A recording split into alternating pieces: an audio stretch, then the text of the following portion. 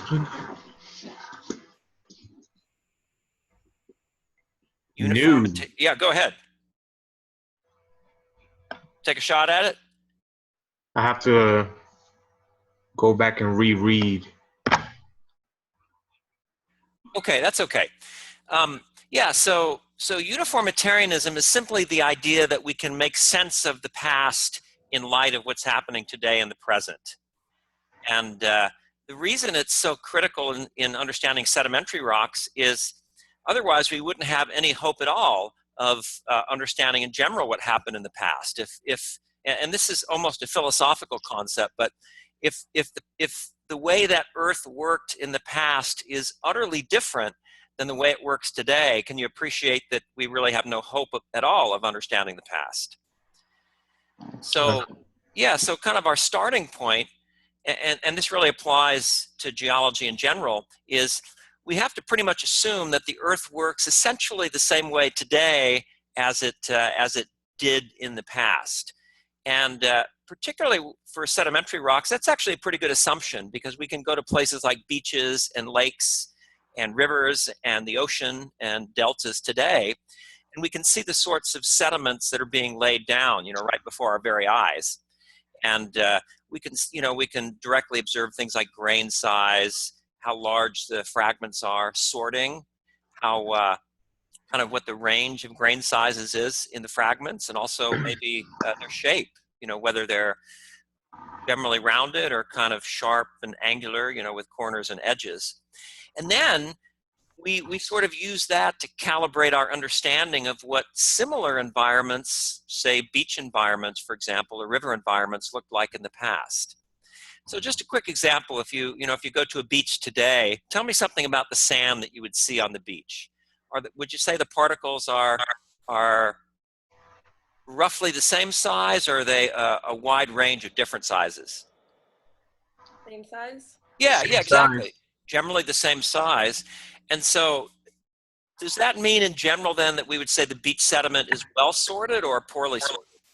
Well sorted. Well. Exactly.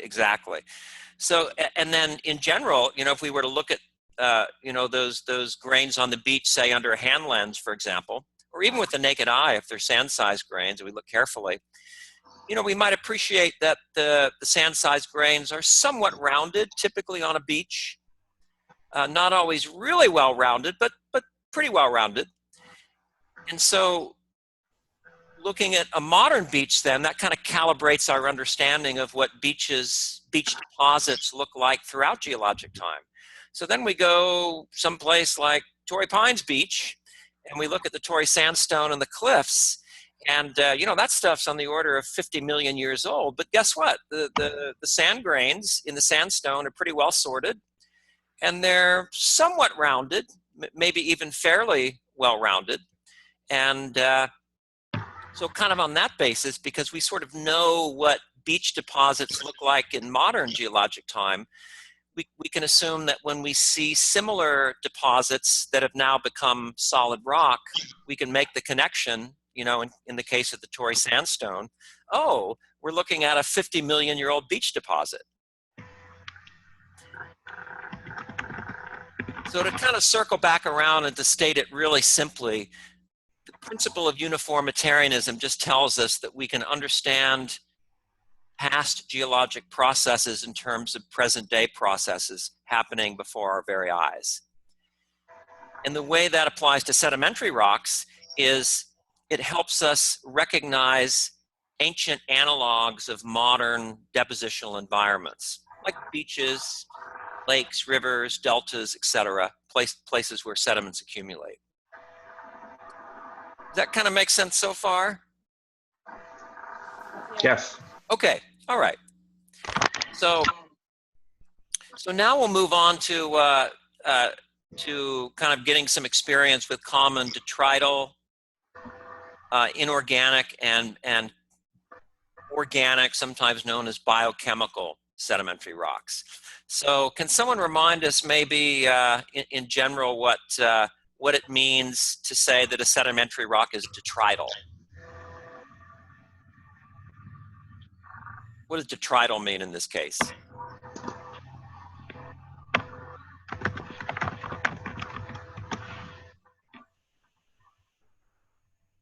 Um, that consists of lithic fragments. Yes, perfect. Yeah, very good, very good.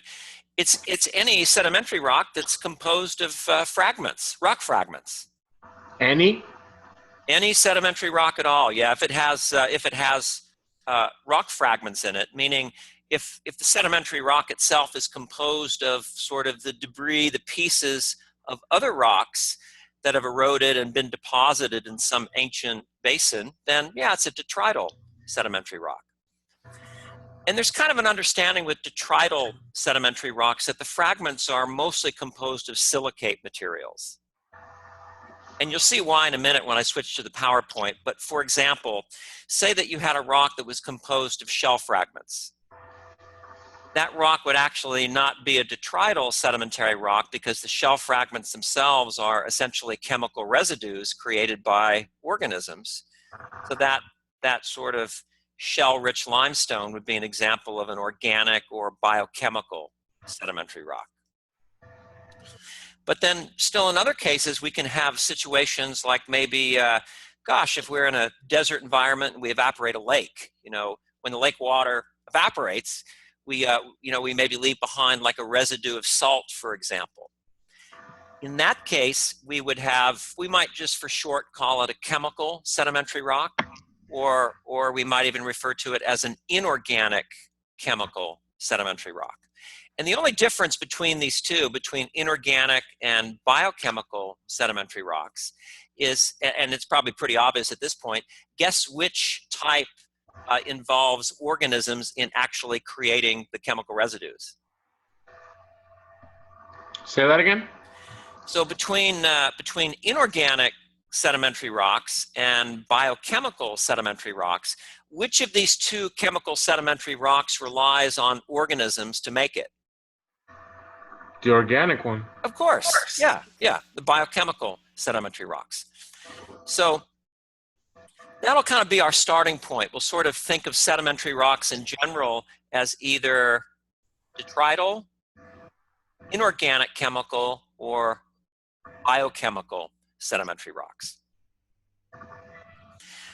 So now what I want to do is sort of switch to a PowerPoint. You have access to this PowerPoint in the folder on the home page called Exam 2 Study Resources. And I just want to pull that up, and we'll kind of get some practice actually naming rocks here. Actually, that's not the one I want. Let's go back. Here we go. So slideshow from beginning. Okay, and let me clear that drawing. Okay, can you all see the, can you see that image? Yes. Okay, good. So all we're going to do now is just kind of get some practice naming common sedimentary rocks from their description. And for purposes of tomorrow's exam, this is what you want to be able to do. If I describe the rock like I'm doing down here, you want to be able to name the rock. If I name the rock like I'm going to do when I click the button, you want to be able to describe the rock.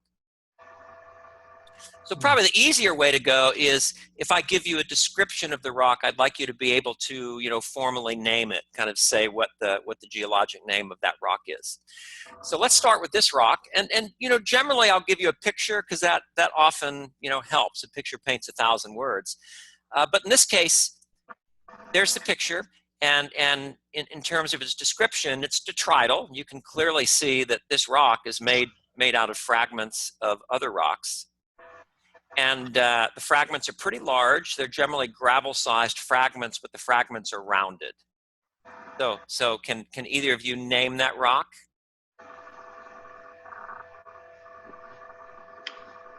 So one question. Yeah, go ahead. What so the detrital sedimentary, that's the geologic name you said?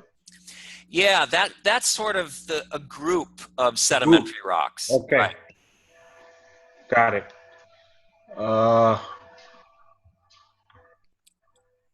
Does it start with a C? It does. I just didn't want to butcher the name. That's okay. Butcher away. Go for it. Conglomerate? You're exactly right. Good job, Carla. Yeah.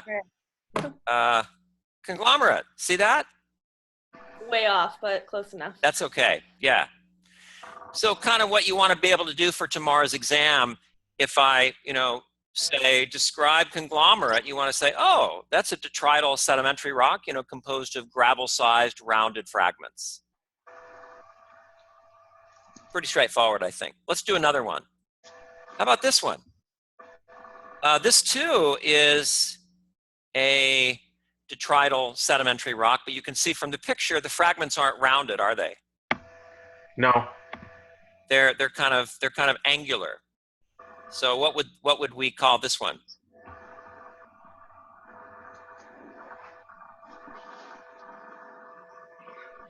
How about, let's call it breccia.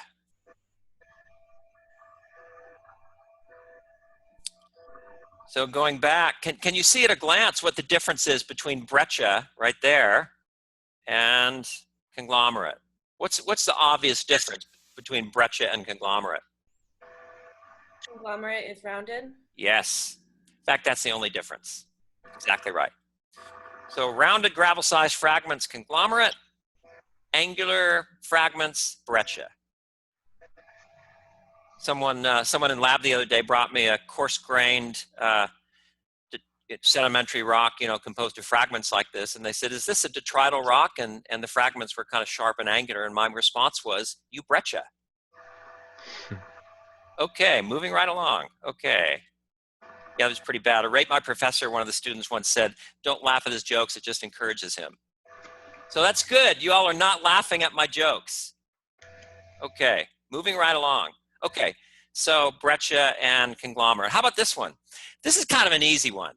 You can almost get it from the description. So it's a detrital sedimentary rock composed of sand-sized fragments. The key word being sand there.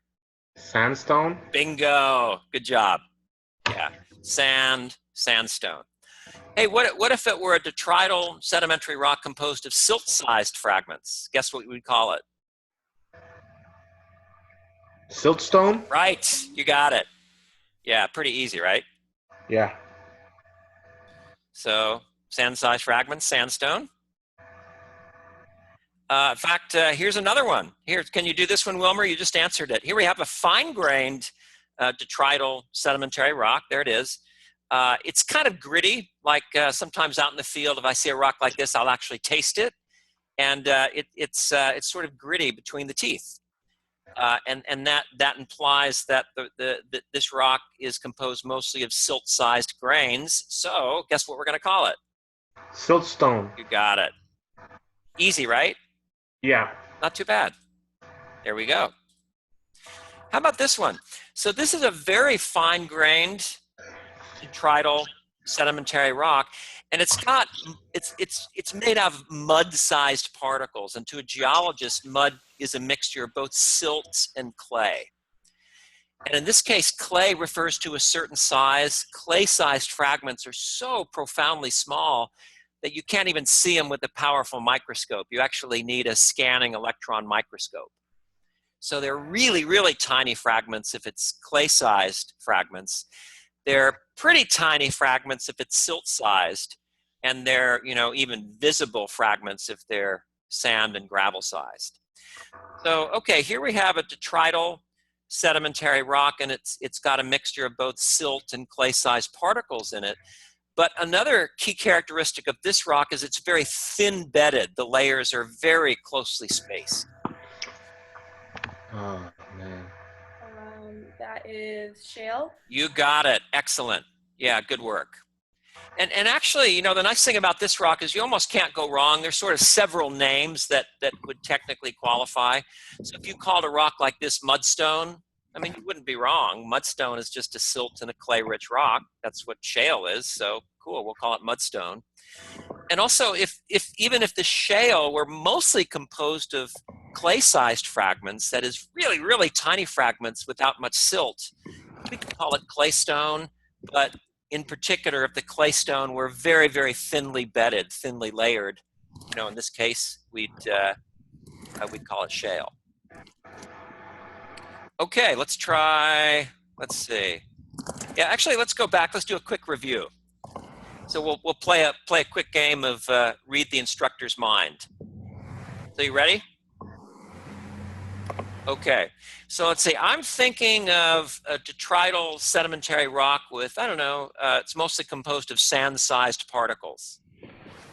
Sandstone. Excellent, very good. What about a really coarse-grained, gravel-rich detrital sedimentary rock composed of generally rounded fragments? Conglomerate. Perfect. How about that same rock if we make the fragments angular and sharp with corners and edges? Breccia. Breccia, very good. What if it's a sand-rich detrital sedimentary rock? Sand ridge. Sand-rich. It's enriched in sand-sized grains. Sandstone. You got it. Yeah. How about if the detrital sedimentary rock is enriched in silt-sized grains? Siltstone. Perfect. Yeah.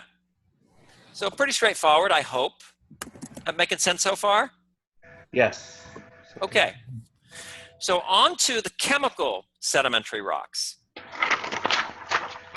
And the key thing with all of the chemical sedimentary rocks, whether they're, inorganic, chemical, or biochemical, it almost doesn't matter. What really matters is what the rock is made out of. So in this case, this particular rock is made out of calcium carbonate.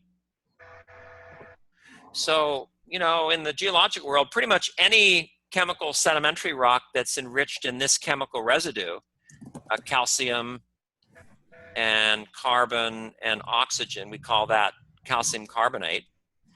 So pretty much any thoughts on what we're kind of generically going to call any chemical sedimentary rock enriched in calcium carbonate?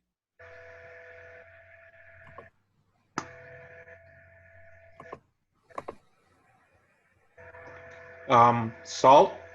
Nope, that would be salt. We could have a chemical sedimentary rock if it were enriched in salt, we'd call it rock salt.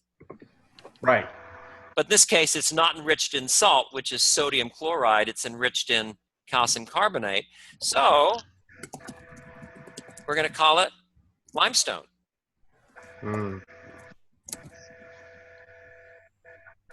And there are many different forms of limestone. And here I just want to kind of point out 3. But for purposes of the exam, I don't even care that you recognize the difference between chalk and coquina and fossiliferous limestone. If I tell you on the exam, hey, you got a chemical sedimentary rock, it's enriched in calcium carbonate, what are you always going to call it? Limestone. Limestone. But just kind of FYI, if we have like maybe a rock that has a lot of fossils in it, shell fragments in this case, we could generically call it fossiliferous limestone. But a form of fossiliferous limestone that's made entirely of shell fragments, we call that coquina. And coquina is just literally a shell hash limestone. And then a third form of limestone is chalk. And chalk is just a really, really fine-grained biochemical limestone. If you were to look at this chalk under the microscope, it would look a lot like this coquina does to the naked eye. This stuff is chock full of fossils, but the fossils are really, really tiny. They're microscopic in size. So they're all made out of shells. In this case, because it's biochemical limestone, yes, they're I won't say completely, but largely made out of shells. Yeah. Okay, so moving on. Here we have also a fine-grained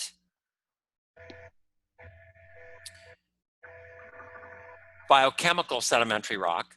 And let me just get rid of that. Hang on one second. Let me see. Go back to, here we go.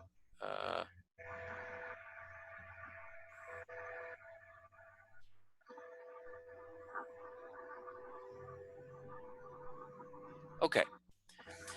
So anyways, yeah, we have a very fine-grained silica-rich chemical sedimentary rock. This is generically what we call chert. And that's more the geologic name. So the common name for chert, you might have heard of this. Red chert more commonly is known as jasper. Anyone ever heard of that term? Mm-hmm. Yeah, that's all jasper is. It's just red chert. And chert itself is just a very fine-grained, silica-rich chemical sedimentary rock.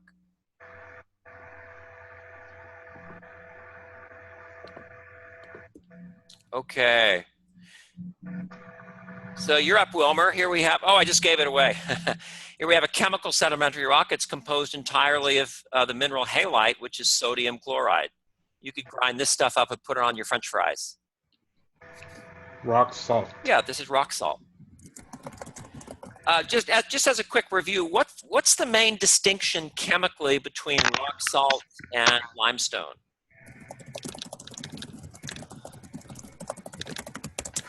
The sodium chloride and calcium carbonate? Right. Which rock is enriched in sodium chloride? The rock salt? Right there. The rock The salt. rock salt. Yeah. And what about the chemical rock that's enriched in calcium carbonate? Limestone. You got it. You got it. Here's an interesting one. This is a biochemical sedimentary rock, meaning life processes had a hand to play in creating this rock. But what's interesting about this rock is you won't really find fragments at all. This rock is essentially just a carbon-rich residue. It's composed of kind of compressed plant material. That's coal, is it not? That's coal. Yeah. Yeah. This is the rock that powered the Industrial Revolution. Exactly. And yeah, what's kind of interesting with coal, it tends to form in like really kind of wet, moist, sort of swampy environments where plant growth is really high and also rates of burial are high. So the plants die and they kind of sink down to the bottom of the swamp, and then the plant material is buried before microbes can break it down. And then with time, pretty much everything but carbon it sort of leaves the rock, and you end up with this sort of carbon-rich residue that is so enriched in carbon you can burn it. That's what we call coal.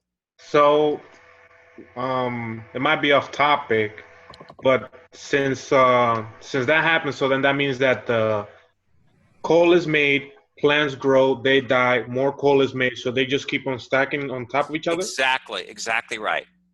Yeah. Oh. Yeah, that's perfect. I always wonder why they always went underground to get it. Yeah, right. Yeah, exactly right.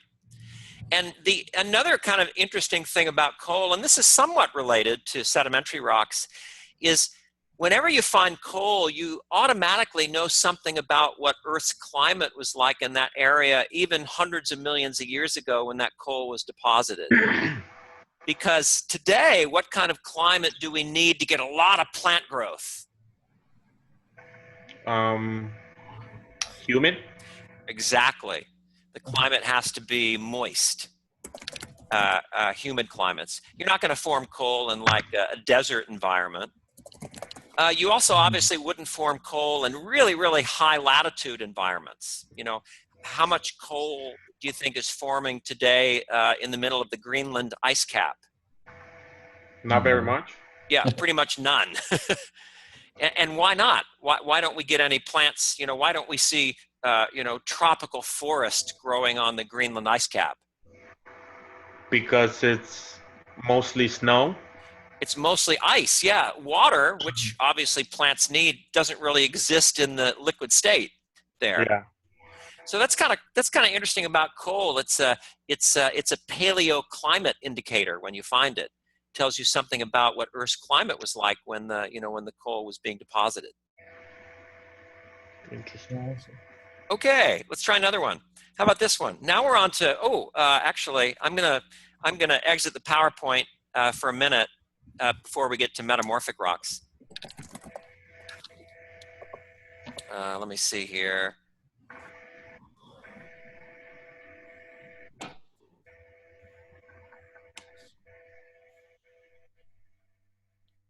My toolbars are kind of getting in the way here. Okay, I think I will shut this down for now. Go back to exam 2 study resources. So we're still sort of on the topic of sedimentary rocks. So we've talked about uniformitarianism, we've talked about common sedimentary rocks. The next thing we should kind of just address in general is question 3. How does a detrital sediment change with downstream transport distance in terms of rounding, sorting, and grain size? And here we can kind of use some common sense. So imagine we're in a very upstream environment, like the base of a mountain.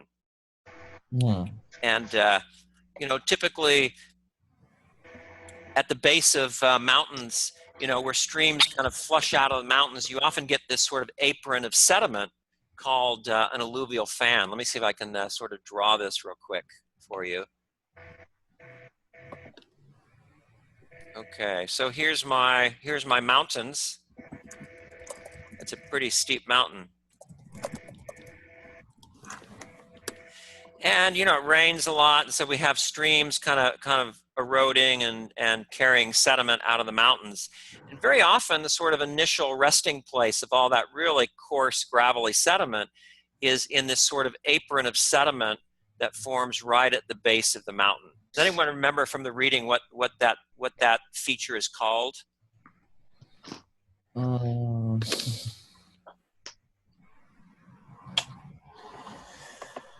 That's okay. It's called an alluvial fan. And as time goes by, though, the rivers will actually erode the material on the alluvial fan and will carry it increasingly downstream. So upstream, downstream. So kind of what I'm getting at in question 3 there is how the nature of the sediment changes as we move increasingly downstream. Start with rounding. That's probably an easy one. In general, do the detrital sediment grains, do they become better rounded or less rounded in the downstream direction? Better rounded? Of course, absolutely right. So imagine we're downstream here, you know, where the river kind of flows into a lake or the ocean, and maybe we form a beach right here. Guess what we can say in general about the degree of rounding of the particles in the beach versus the alluvial fan? They're very fine rounded. Better rounded where? By the beach. Exactly right. Yeah, okay. So the take-home message there is in sedimentary environments, as you move increasingly downstream, the particles get rounder. Real simple. Sorting is a little bit harder to kind of envision. What sorting refers to is the range of grain sizes in a sediment. So here's a quick example. Imagine, if you will, a whole garbage can full of BBs. So that would be an example of a really well-sorted deposit because the range of grain sizes is really low. It's got a very sort of low grain size variability. Does that make sense? Say that again? Let me say it a simpler way. If all of the particles in a sediment are about the same size, we say that that sediment is well sorted. Yes. But now imagine, and that would be like a garbage can full of BBs. So the sediment's well sorted. Yeah. Imagine now a garbage can full of BBs and ping pong balls and baseballs and volleyballs. So obviously the particles are all different sizes. That would be an example of a poorly sorted deposit. Yeah. So my question then is, guess how sorting changes in the downstream direction as we move increasingly downstream from the alluvial fan environment to the river environment to the beach environment and even into the shallow marine environment? How will the sorting of the detrital sediment change? Will it become better and better sorted or more and more poorly sorted with downstream transport? As you get away from, let's say, the mountain, it becomes well sorted. Exactly right. Exactly right. Yep. And then probably another kind of easy one to envision is, how about the size of the particles? Maybe someone else. Anyone else there besides Wilmer? I can only see Wilmer because... Size of the particles gets smaller as you move away from Yes. Yeah, perfect. Perfect. Okay. So what I could possibly ask you to do on the exam is I might say, hey, compare an alluvial fan deposit with a beach deposit in terms of rounding, sorting, and grain size. Someone want to answer that question? And then the loop. Go ahead. Sorry, Wilmer. No. You got it. Go ahead. Oh, okay. An alluvial fan deposit is going to be less rounded, less sorted, and the grain size is going to be larger. And closer to the beach, it's going to be more rounded, well sorted, and smaller grain size. Perfect. Exactly right. Yeah, that's really good. So why are we talking about sediment when, you know, the chapter's on sedimentary rocks? Well, the reason is knowing that is really cool, because now when we look at sedimentary rocks, you know, millions of years old, if we see like a gravelly sedimentary rock, it's like a really poorly sorted breccia, then in general, are we going to suppose that that breccia formed in more of an upstream or a downstream environment? Upstream. Exactly right, Andrew. Yeah.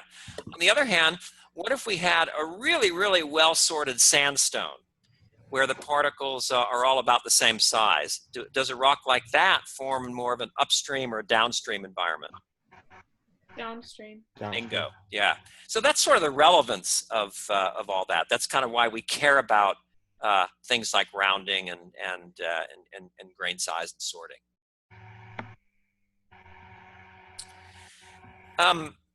This one I think I'm going to kind of skip over, and because I want to move on to metamorphic rocks, but you can kind of review this on your own. It's in chapter 7.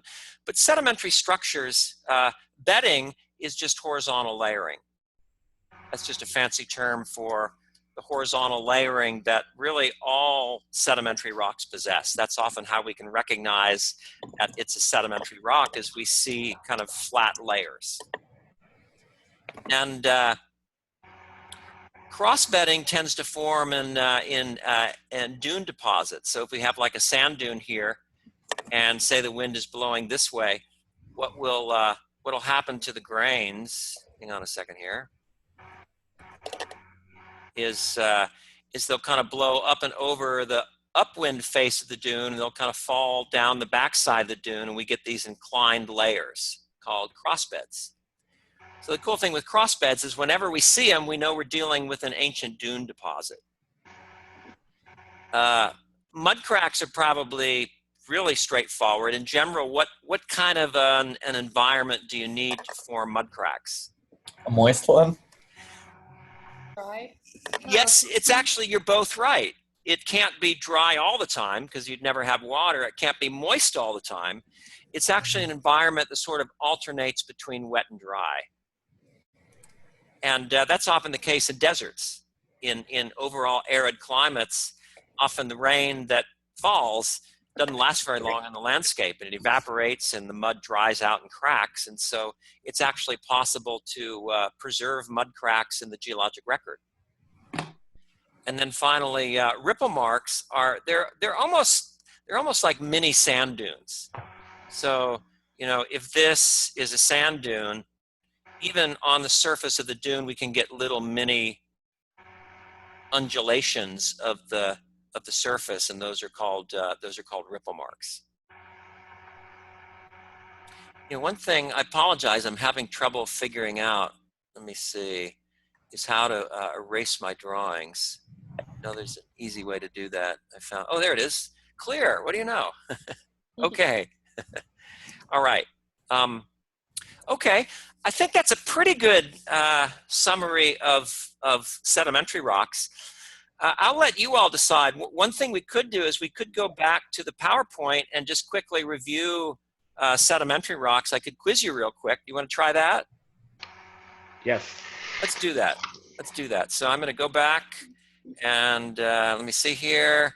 I will slideshow from beginning. Okay, here we go.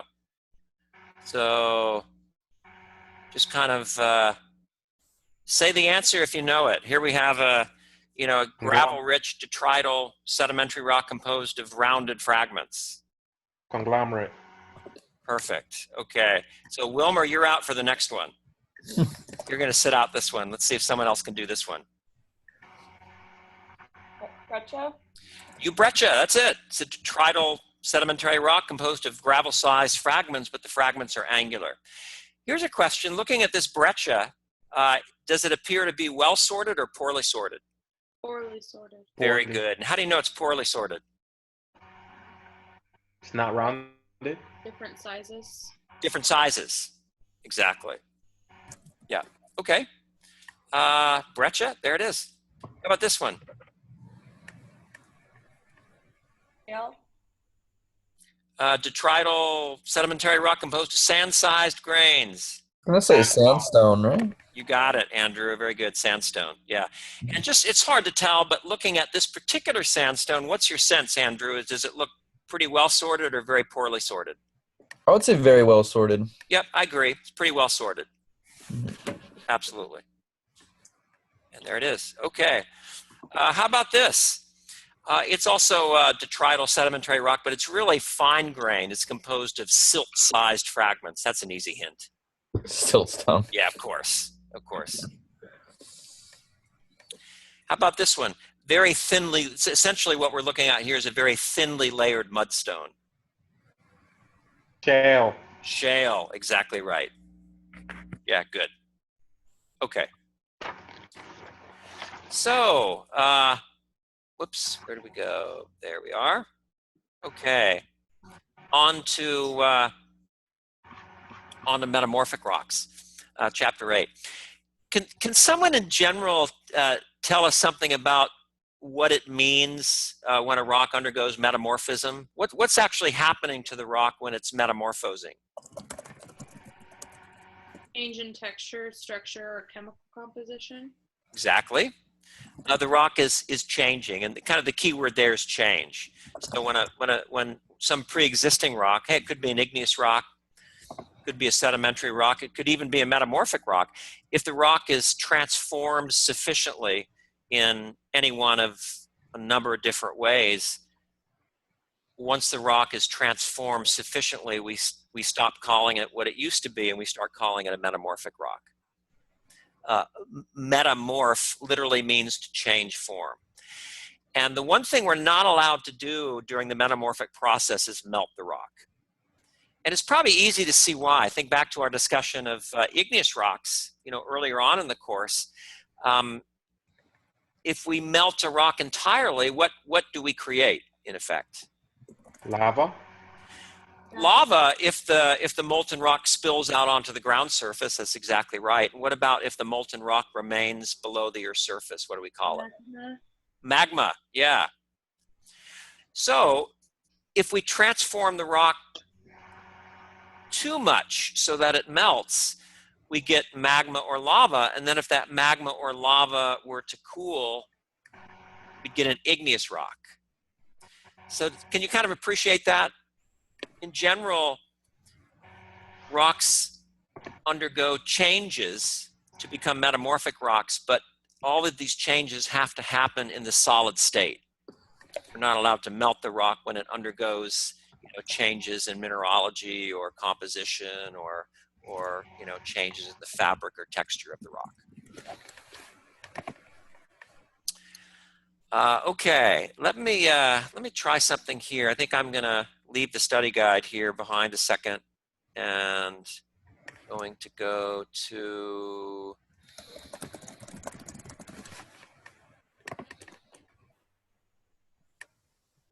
there it is. Let me go to the whiteboard. So the key thing with all rocks, but certainly metamorphic rocks,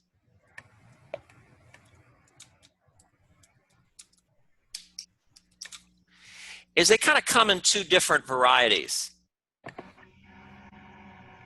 And let's back up just for a second to sedimentary rocks. What are sort of the two main groups of sedimentary rock, did we say? Detrital and organic and inorganic? Yeah, detrital and chemical. Yes. And then Detrital. among the chemical rocks, we can have inorganic chemical or biochemical. Well, it's sort of the same way with metamorphic rocks. So under kind of the broader heading of metamorphic rocks, we can have kind of two subcategories.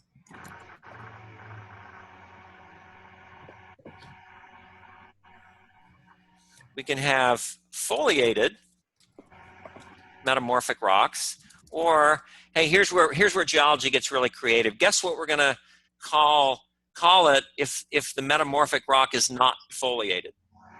Hmm. How about non-foliated?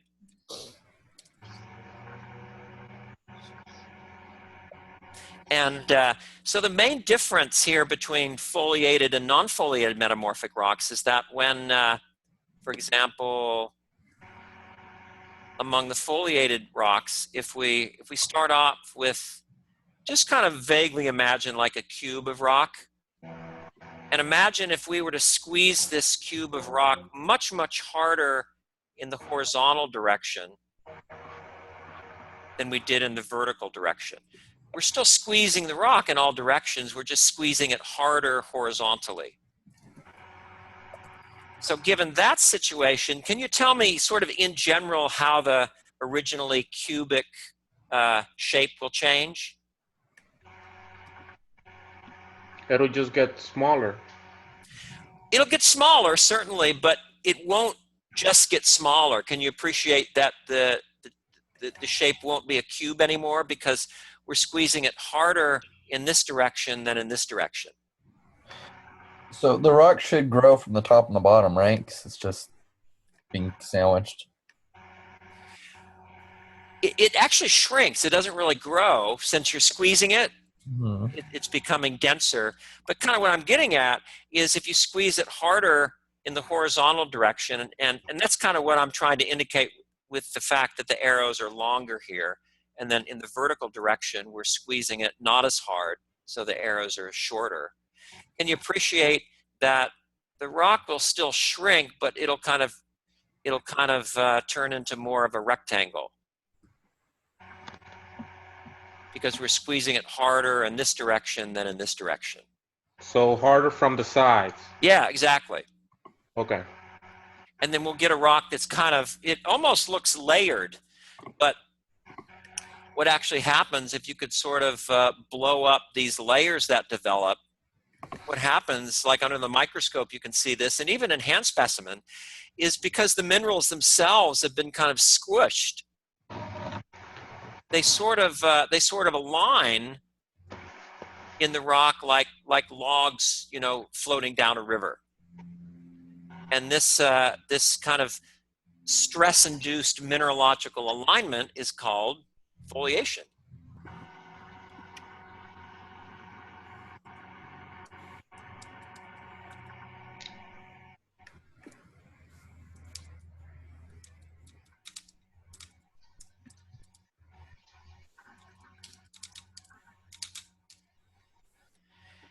That kind of makes sense so far? Yeah. Okay. So, I mean, that's in general, that's sort of the quick and dirty answer to how we form foliated metamorphic rocks. And if you go back to this bad drawing I did, given the fact that we're squeezing the rock very hard in the horizontal dimension, can you think of a particular plate boundary setting where we might be able to do that?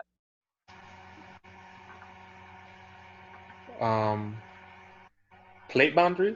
Yeah, what type of plate boundary, in effect, are we squeezing the rocks really hard horizontally? Continent to continent convergence. Yes. Continent-continent convergence, also what's called a collision zone. And to some extent, we even do it at subduction zones as well, because the two plates are sort of smushing into one another horizontally.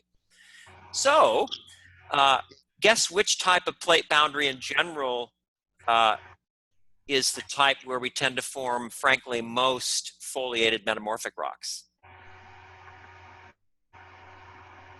Convergent boundaries. Convergent boundaries, yep. Because that's where we're squeezing the rocks. That's where the minerals align, like they're doing here. It is still possible, though, for example, under conditions of deep burial. So here's the ground surface. Here's my house. There's the servants' quarters. I live in like a huge house overlooking the cliff in La Jolla. It's about 80,000 square feet. I'm like Downton Abbey. I have like a whole team of servants who cater to me. No, just kidding. But anyway, so here's the ground surface. So deep burial has the effect of squeezing the rock, but what's interesting is that when you bury the rock, it's like going underwater. The rock ends up being squeezed, but it gets squeezed equally in all directions. So just by deep burial, are we going to create foliation, do you think? No. Not really, because we have to squeeze the rock harder in one direction than any other to get foliation, and just deep burial alone doesn't do that. Okay.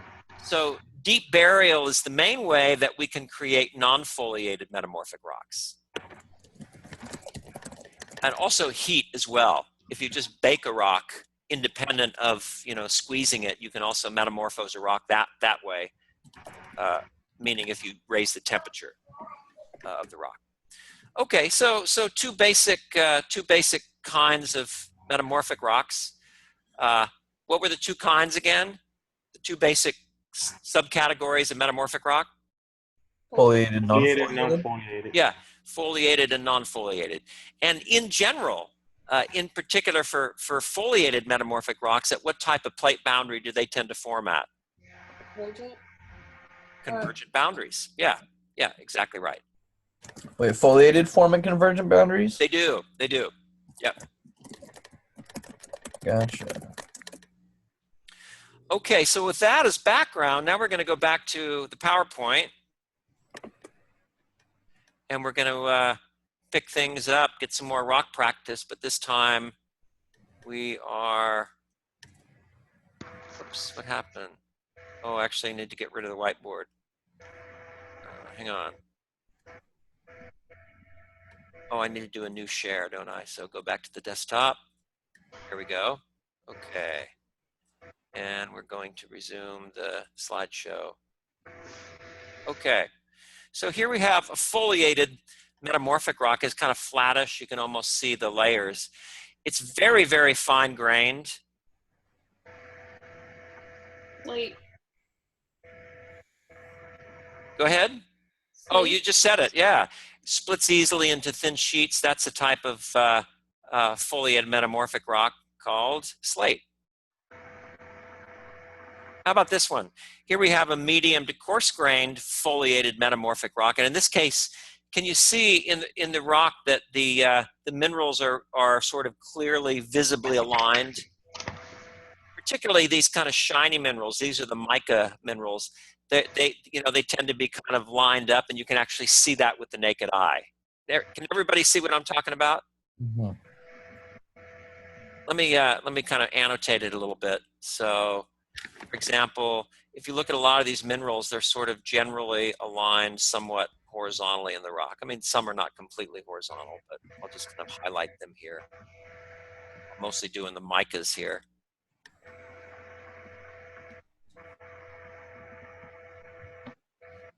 And some of the other minerals, that's a feldspar. That's another feldspar. That's another feldspar. There's a mica. Phyllite? Not quite, but good guess. In this case, this rock, this particular foliated metamorphic rock is too coarse-grained to be phyllite. So guess what we're going to call this one? Is it schist or schist? It's, well, good question. Yeah, it's schist. Schist is something else. Yeah, it's pronounced schist. Schist. Yep. So there it is. That's schist. And everybody see what I'm talking about now when I kind of highlighted the individual minerals? See how they're all kind of lined up?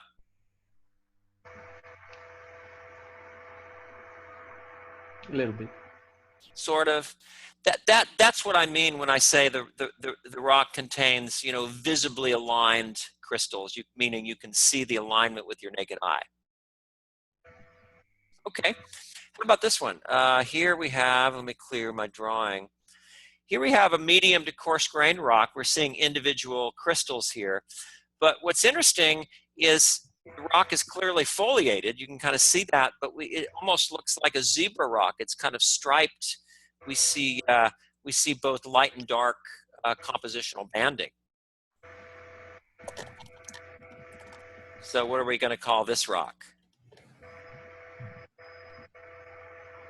Gneiss? Yeah, it's spelled Gneiss, but it's actually pronounced nice.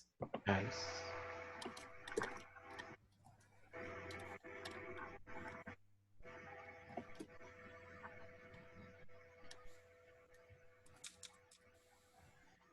The way you'd actually say it is just like you'd say the word nice.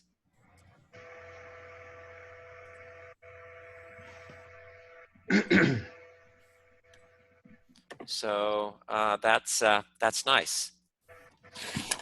So what did one piece of schist say to the other?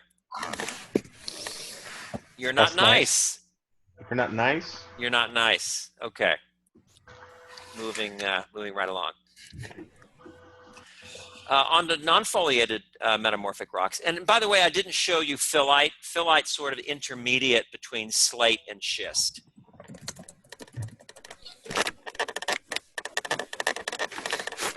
But let's move on here. So to non-foliated rocks, what we're actually looking at here is you can think of it as metamorphic coal. So when you metamorphose coal, you get this kind of shiny, glassy rock. And this one, anyone familiar with this rock? Andesite. Yeah, very good. It's called anthracite. And this is actually a type of coal that burns really clean and really hot. It's anthracite coal. Effectively, it's meta coal. Is that because it's more pure than? Yeah, exactly. So as the coal metamorphoses, yeah, exactly right. All the impurities are in some sense kind of burned away. The carbon content in anthracite is much higher than that of regular coal. And so for that reason, it burns cleaner and hotter than regular coal. Okay, this one might be an easy one. So this is a non-foliated metamorphic rock. You can kind of see individual crystals here. We have interlocking crystals. And notice how we don't see any alignment of minerals. The rock doesn't have sort of a planar character to it, like the schist and the slate and the gneiss did. That's kind of how you know it's non-foliated, is the individual minerals here. They don't really look aligned. They're just kind of random. Quartzite? Exactly, yeah. This is a quartz-rich metamorphic rock called quartzite. And in this case, all that's really happening is we're taking the mineral quartz and we're putting an ite on the end of it, and that makes it a rock.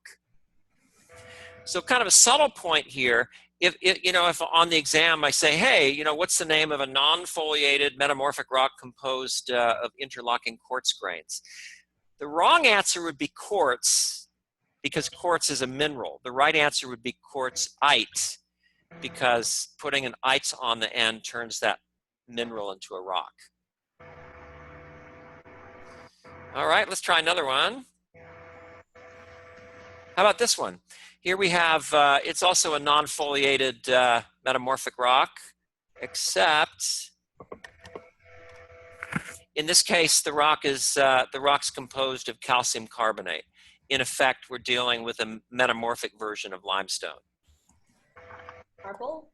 Yes, marble. Favorite choice among sculptors. Yep. Just out of curiosity, anybody have any thoughts on why sculptors really like to work with marble as opposed to other rocks? Or dense? Pardon me?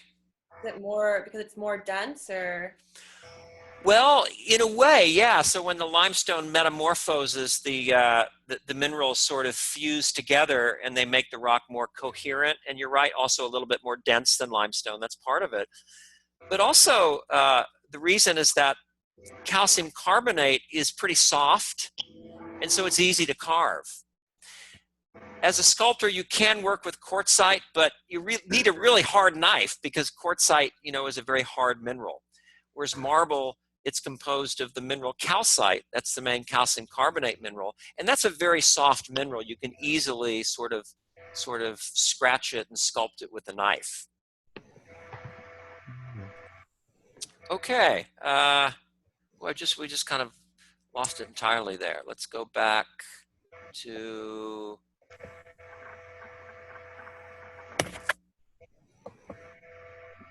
Hang on one second. Where is my, new share, that's what I want. Okay. So, we actually kind of are on the desktop. I know what we'll do at this point. Let's, let me, I think I'll just sort of minimize this.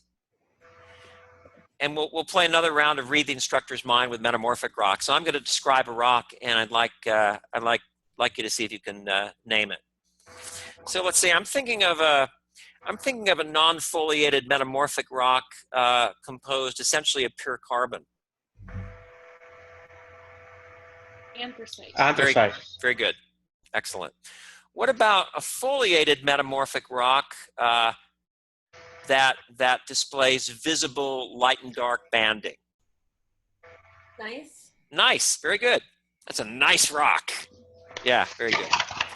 What about a really super fine-grained foliated metamorphic rock that splits very easily into thin sheets?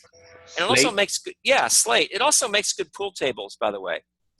So I sometimes tell my on-campus students, try this next Friday night when you're at the bar. Just take in a little knife and just go up to the pool table and make a little slice about a foot long in the felt of the pool table. Peel back the felt and you'll see a nice, beautiful piece of slate underneath the felt. I think we'll get in trouble if we do that. I think so. Yeah, don't do that. I'm just kidding. What else? I'm thinking of a non-foliated quartz-rich metamorphic rock. Quartzite. Quartzite. What's another name for metamorphic limestone? Marble. Oh, is it marble? Marble. Very good. Very good. Okay, that's pretty good.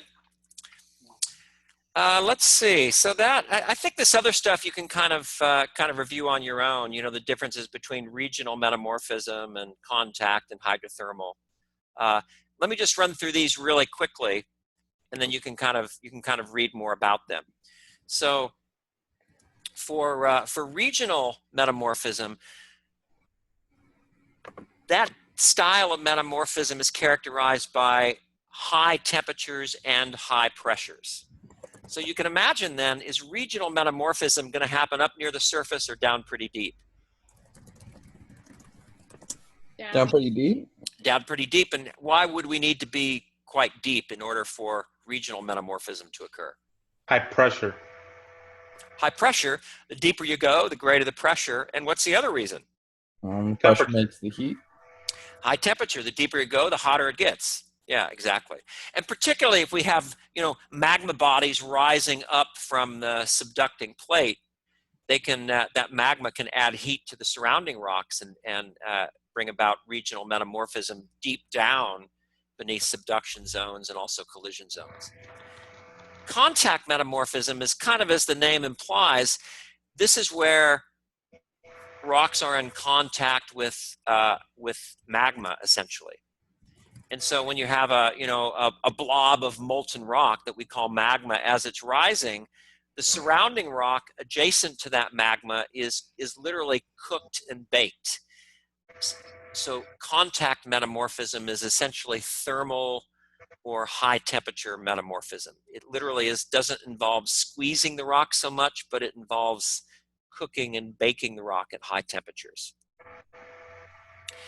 You can probably guess just from the name what hydrothermal metamorphism involves. Hot water? Hot water, yeah. And as you can read about in chapter 8, one of the main places that hydrothermal metamorphism occurs is at divergent boundaries.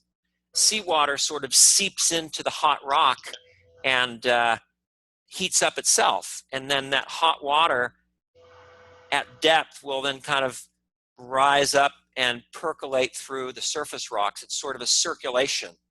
So the cold seawater sinks in to the diverging plate boundary. The cold water heats up, it rises as hot water, and as the hot water then rises back up to the sea floor, it literally cooks the plates in the process. In chapter 8, the way I kind of describe the difference between contact and hydrothermal metamorphism, think of contact metamorphism as like frying an egg. You're cooking the egg directly from the heat on the stove. Think of hydrothermal metamorphism as poaching the egg. It's still heat related, but it's hot water. It's not directly the heat from the stove. And then finally, you can read about this too, dynamic metamorphism. That involves intense shearing of the sort that we tend to get along plate boundaries in general. So when we shear the rocks, maybe down deep along a transform boundary, or even along a convergent boundary right where the two plates meet, if we sort of shear and pulverize the rock, that's another way that we can bring about metamorphism, but it's not so much related to squeezing as it is to shearing. So that's what's meant by dynamic metamorphism. I think we've answered this question already. In general, in which plate tectonic setting do most foliated metamorphic rocks develop? Convergent boundaries in general, yeah, both subduction zones and collision zones.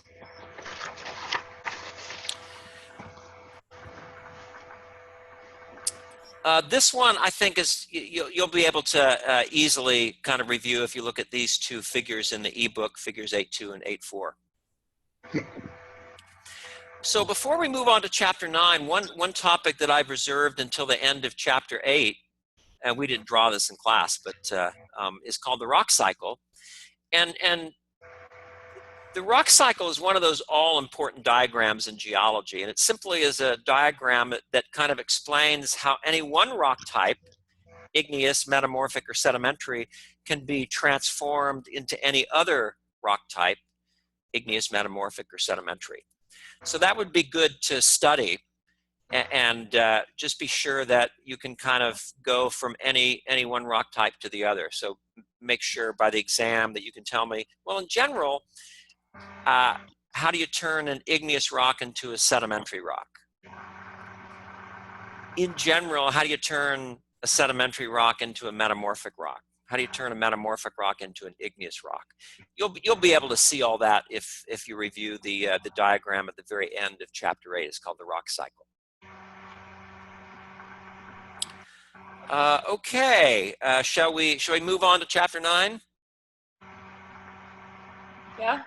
Okay, all right. Let me clear my drawing here. How old's the Earth? What's the current sort of best estimate for the absolute age of the Earth? 4.55 billion years. Very good, yeah. It's about 4.5 billion years old. The key word there being billion, not million. Sometimes I try to trick students, see if they're on to me. You know, true or false, the Earth is 4.5 million years old. False. Right, 4.5 billion. So chapter 9 in general, it deals with the different approaches to determining ages of rocks, what we call dating. And there are kind of two categories of dating. One's called relative dating, and the other one is called absolute dating. Does anyone remember the difference? Can anyone articulate just in general what the difference is between relative and absolute dating methods? relative, you're determining the relative age of the rock, and absolute dating, you're determining the numeric age, usually using radioactive. Yes. Is that Olivia? Yep. Yeah. Okay. I was having a little bit of trouble hearing you, but I think I Sorry. caught most of it. Yeah. So by relative age, we simply mean age order. What comes before what? So, for example, every day I come home, I know that Gilligan's Island is on TV before the Brady Bunch. So I may not know off the top of my head exactly what time, my favorite TV show, Gilligan's Island, is on, but I know that its order is that it always comes before the Brady Bunch, which is my second favorite TV show. So that's what we mean by relative dating. When we're dating the rocks in a relative sense, we're just sort of ordering them with respect to age, and we might not even know what their exact age is. So, for example, let's go down to this cross section. We'll kind of get some practice, working out the relative age order. Let me make that a little bigger. Okay. So you could expect something very similar to this on the exam. So I kind of want to walk through it and make sure you kind of understand how to approach it. Okay, so the first thing I would need to tell you if I gave you a problem like this is that we have a couple of igneous rock bodies here. One is layer A. See how it's kind of blobby? That's how you know it's igneous rock, but I would tell you on an exam that, okay, this is the igneous rock layer. And then this feature right here is called a fault. It's just a fracture along which movement has occurred. And you can probably see, from this diagram, can you appreciate that this side of the fault moved that way relative to that side of the fault? Everybody see that? Yes. Okay. So how do we go about solving this? Actually, let me back up a second. So other than the fault and the igneous rock body, we have this sort of undulatory surface that's in bold. We have one here and here as well.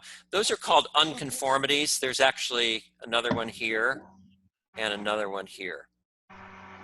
Anyone remember from the reading what an unconformity is?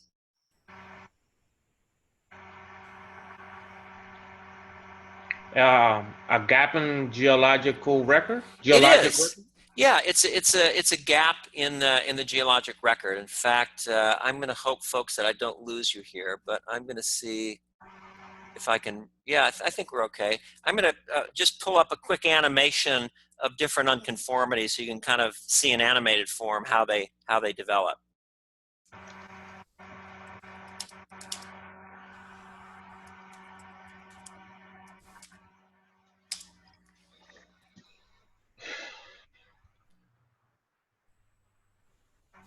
This one will work.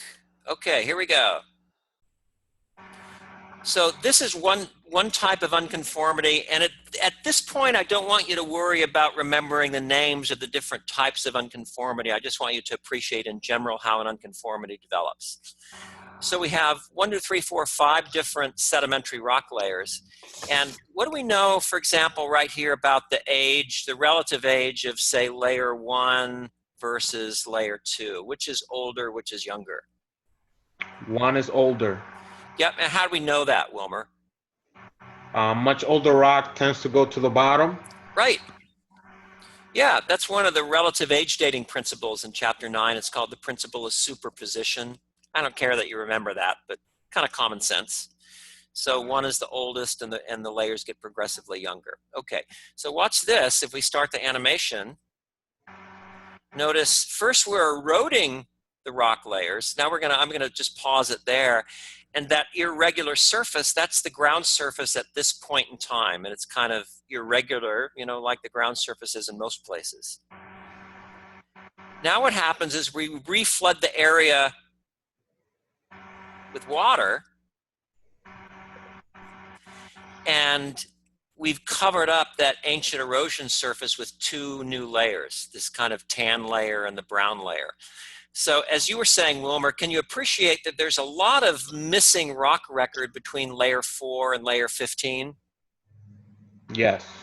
So in a sense, we can think of this boundary, it's an ancient erosion surface where a lot of the geologic record is erased. That's what an unconformity is. It's a gap in the rock record such that the relative age of the rocks above the gap is much, much younger than the age of the rocks underneath the gap. This is a particular type of unconformity called a disconformity, but again, don't worry about that level of detail. Here's another example. In this case, we have a solidified igneous intrusion. So this would be intrusive igneous rock, and it's a solidified magma chamber, a solidified magma body that got shot into the surrounding rock. And in this case, though, we're now eroding both the surrounding rock and the igneous rock, and just like we did before, there's the ground surface at this point in time. Now we're going to flood the whole area with seawater again. And now we have another unconformity. This particular type of unconformity is called a nonconformity, but again, don't worry about that. Just appreciate that. What can we say about the age of this sort of light-colored tan rock unit versus the age of this granitic rock, we'll say? It's younger. Same as before. And not just younger, but much, much, much younger. Because it takes a long time to do all that erosion, and then it similarly takes a long time to deposit these new layers. And then finally, here's yet another way to form an unconformity, is we subject the whole area to kind of compression and bending and mountain building. Then we erode the mountains.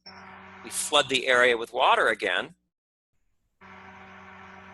And we deposit much, much younger layers on top of these older, deformed, bent layers.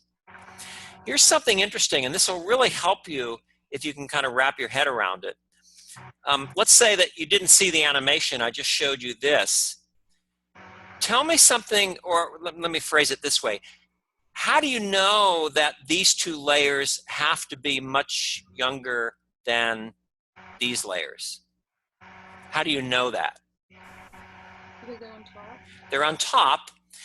And also, can you appreciate that in effect, this type of unconformity, it sort of records an ancient mountain building episode, because whenever we build mountains, typically we do that at convergent boundaries, and the rocks kind of buckle up and they squeeze together and stretch and so on and so forth.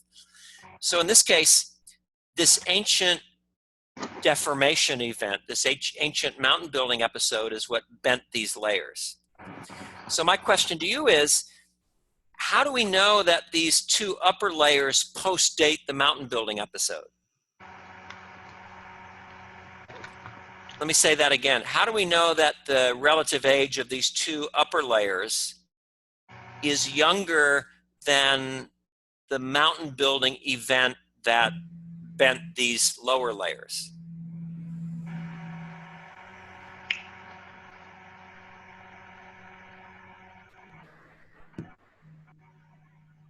Because of the unconformity?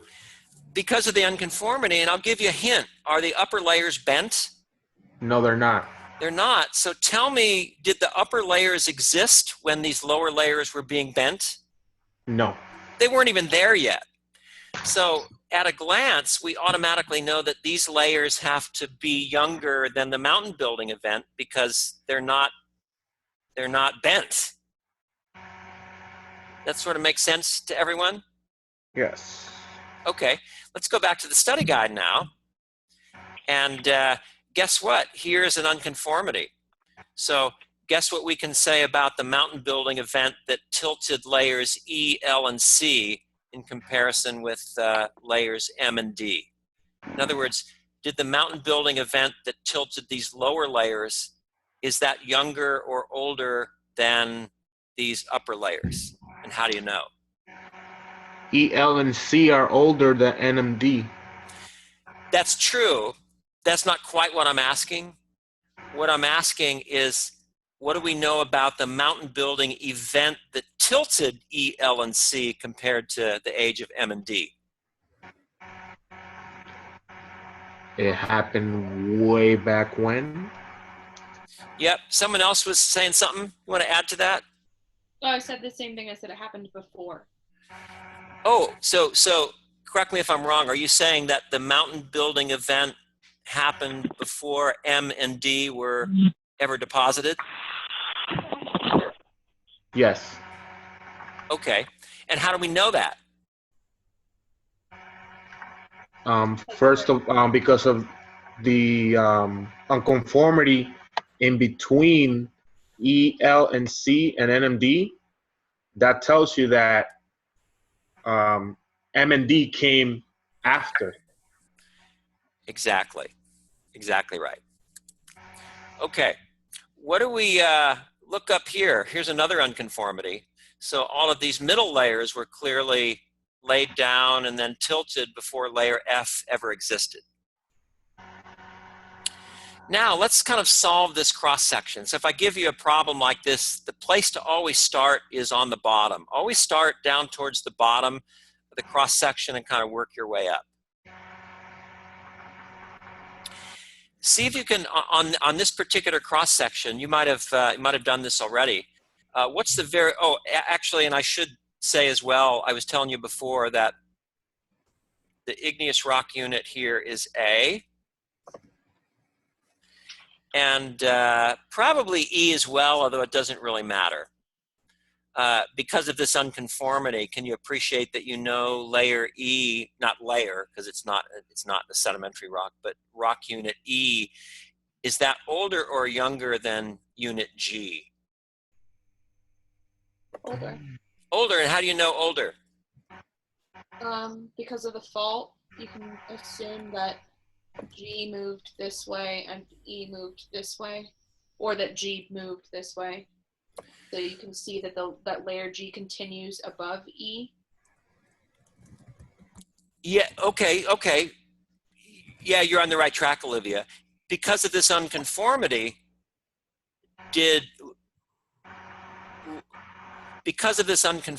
when layer E was being eroded, can you see that G didn't even exist yet? Okay, so in other words, on this entire diagram, what's the very oldest rock unit? E. E, yeah. We'll do it together as we go up. And typically we work from the oldest upward in the diagram to the youngest. Okay, what's going to come next after unit E?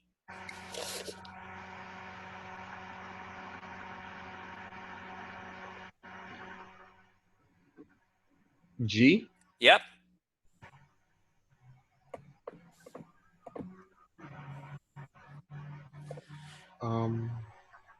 Unit G, and this, by the way, might not be obvious in the diagram. I would probably try to a little more clear on any diagram that I gave you on an exam, but this is layer E.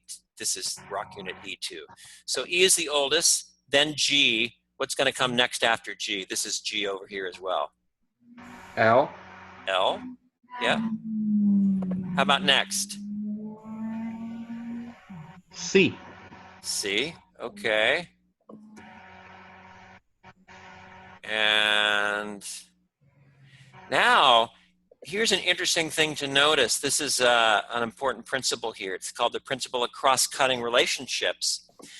And the rule of thumb here is that whatever is doing the cutting is younger than the thing being cut.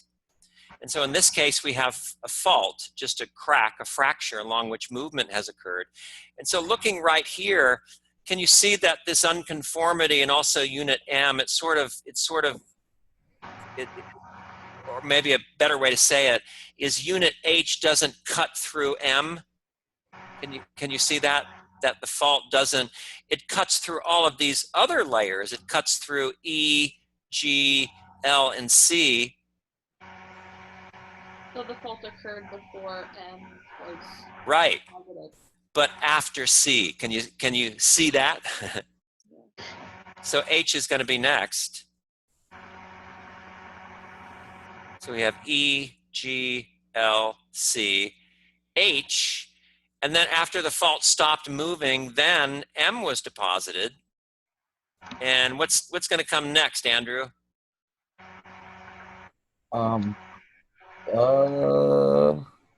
D? Which one? C. D. And I have no idea. I'm sorry. I think you said D, and you were right.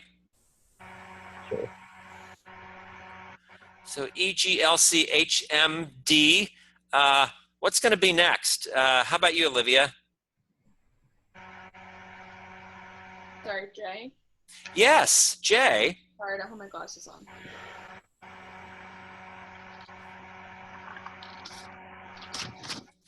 Now, here's another example of cross-cutting relationships. Remember that A, when it was intruded, it was a liquid. It was a hot magma body. And can you see from the way A is related to J that clearly A is sort of pushing into and cutting through J, not the other way around? Which means it's younger. Right, right. And the other thing to look for carefully is this little stipple here. Can you barely see that sort of stipple pattern? Yeah. Mm-hmm. So that stipple pattern indicates contact metamorphism. So what happened is when A was intruding into unit J, it was really hot and it literally baked unit J where it came into contact. So unit J from this pattern, and you don't need to know this, but to a geologist, that brick pattern means it's limestone. But right along the boundary here, where the stipple pattern is, it's probably turned to marble, where it's in contact with A, because it's the limestone's been cooked and baked and contact metamorphosed into marble. Okay, so J, what's going to come next after J? A. Yes, although how come I'm not seeing? Where is A? A is the igneous rock. Oh, right. Yeah, I got confused myself there. Exactly. So J, A, what's going to come next? And N? yes. How about next? A. K. And what's next? B. B. And what's the very youngest rock unit on the entire diagram? It's the only one we haven't mentioned. F. F, yeah.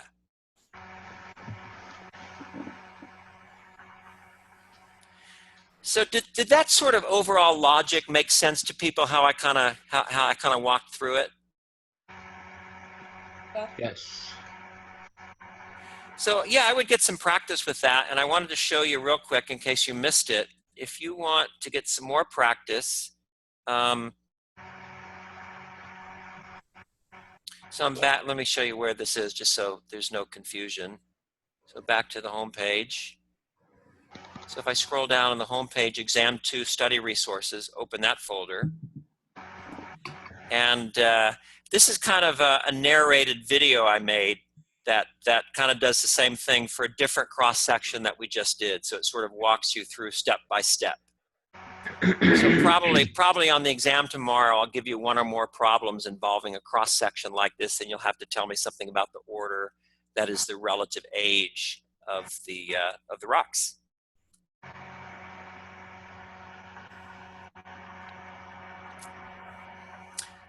This one you can kind of read on your own. That's pretty straightforward. I'm not really going to emphasize this. That's just kind of, straight memorization. But I will say that in general, the way that geologists can recognize sedimentary rocks of different geologic intervals of time is by their fossils. And so, for example, in rocks of Cenozoic age, we find lots and lots of mammals, lots and lots of mammal fossils, no dinosaur fossils.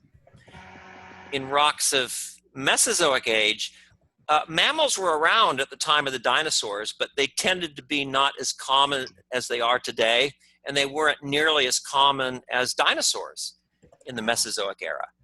So Mesozoic age rocks in general tend to be dominated by reptiles and dinosaurs in particular.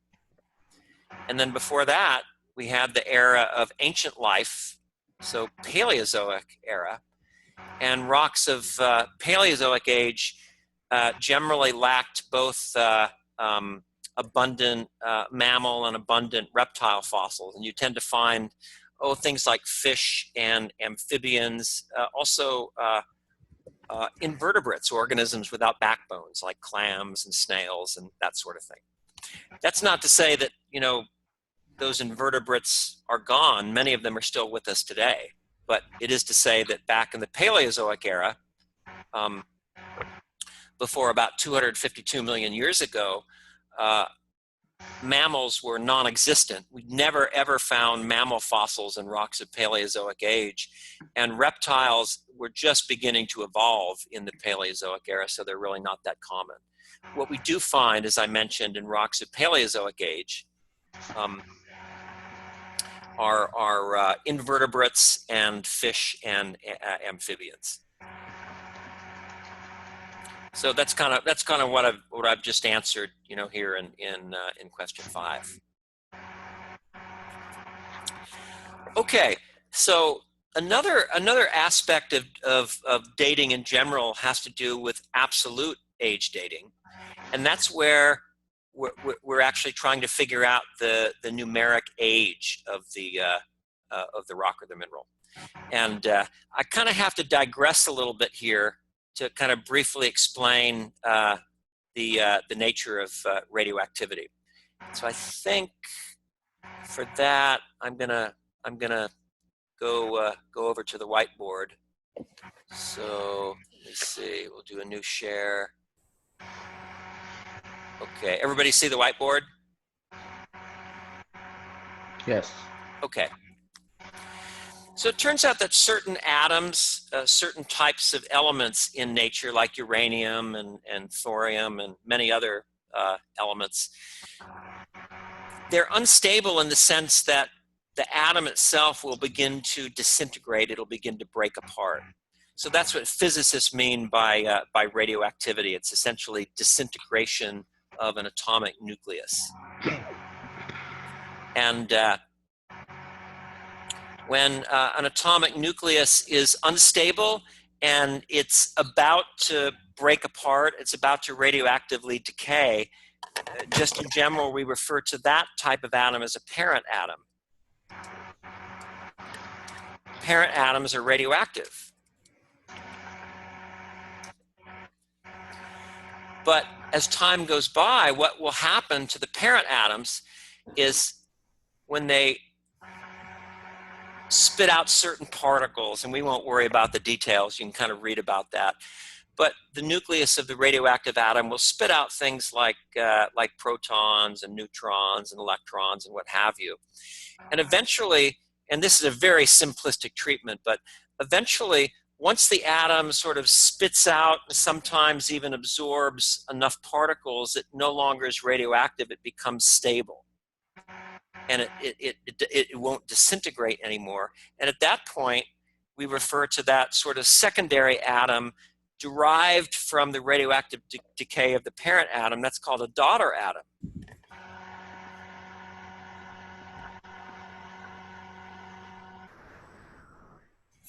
I don't know what happened there.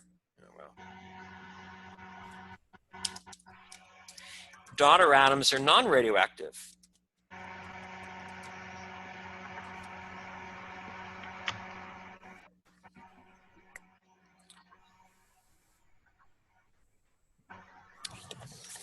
So as time goes by, radioactive atoms will convert into non-radioactive daughter atoms.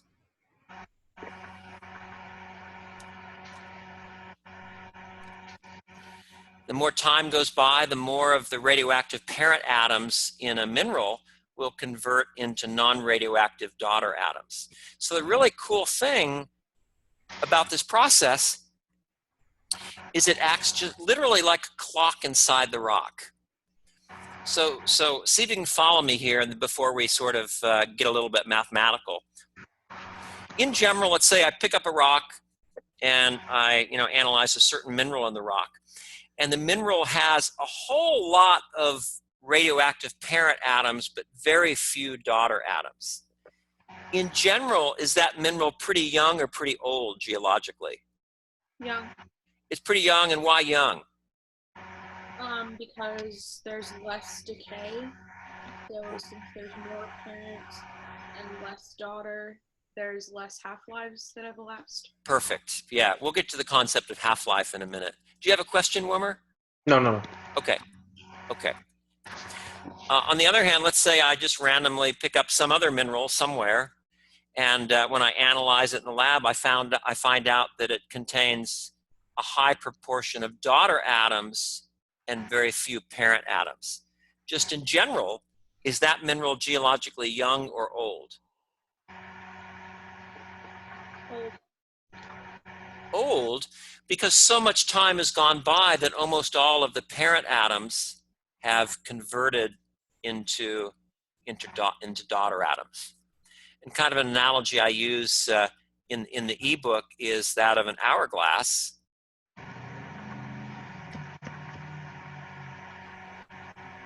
And so as sand sort of falls through the hourglass and builds up in the bottom,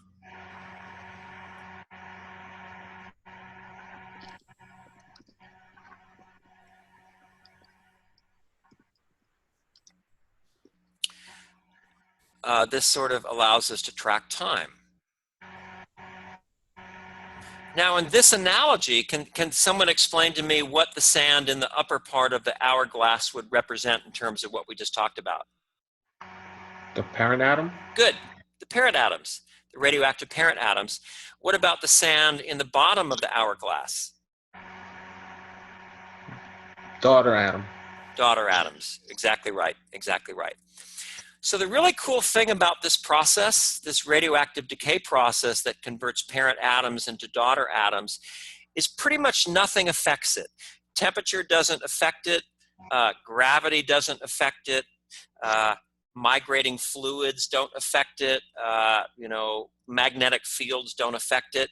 It's happening at such a fundamental level inside the atom that pretty much no conditions that atom would ever be subjected to on planet Earth would affect the rate at which parent atoms are converted into daughter atoms.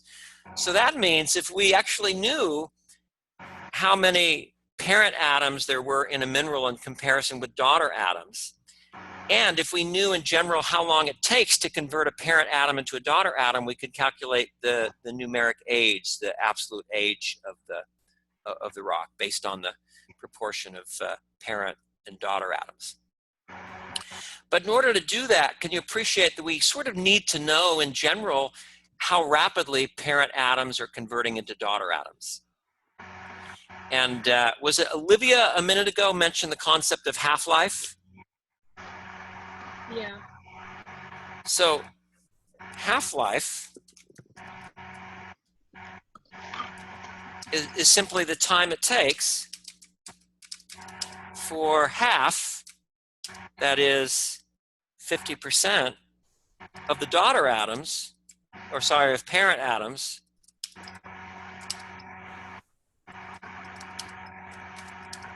to decay into daughter atoms.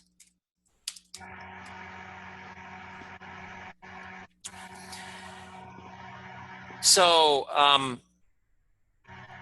it turns out if we measure time not directly, but in terms of the number of elapsed half-lives, we can come up with a very, very simple mathematical formula to actually calculate the true numeric age of a rock.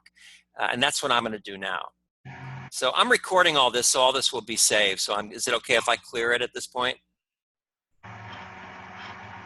Speak now or forever hold your peace. Okay, bye-bye.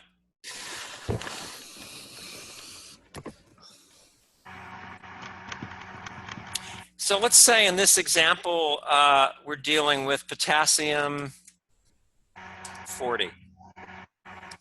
That happens to be a parent atom. Not all forms of potassium are radioactive, but this particular form happens to be radioactive. And potassium-40, as time goes by, will decay into argon-40. And in general, it'll take about 1.3 billion years for half of the potassium-40 atoms in a mineral to decay into argon-40 atoms. So what that means then is the half-life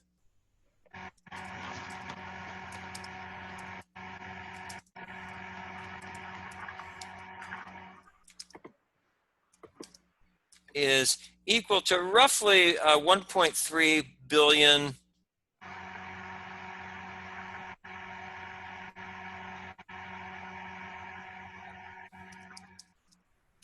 years.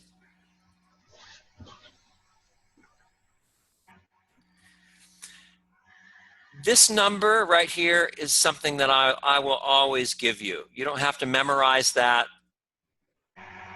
I will always give it to you.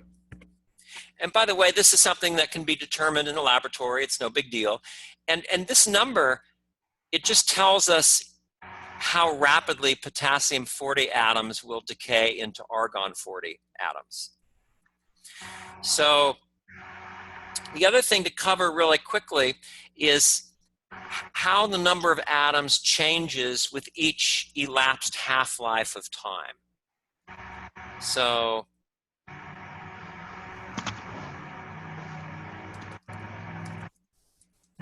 after one half-life, can someone tell me, let's not do actual numbers, but we'll do percentages. So say we start with 100% potassium-40 and 0% argon-40. After one half-life, how much of that original 100% potassium-40 is left? 50%? 50%, right.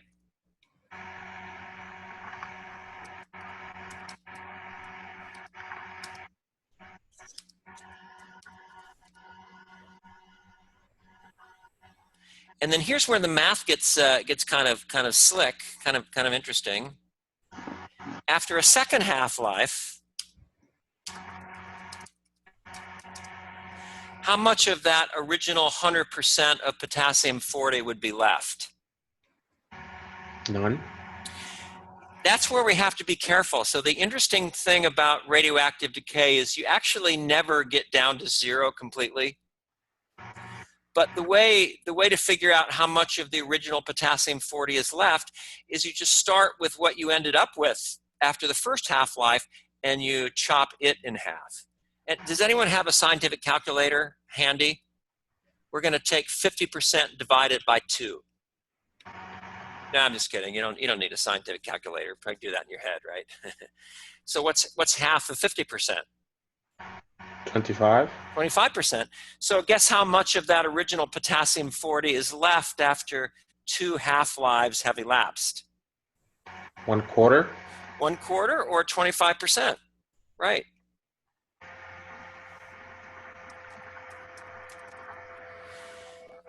How about after a third half-life? I won't do it, but maybe you can do it in your head. 12.5. Yep, 12.5, right. How about after a fourth half-life?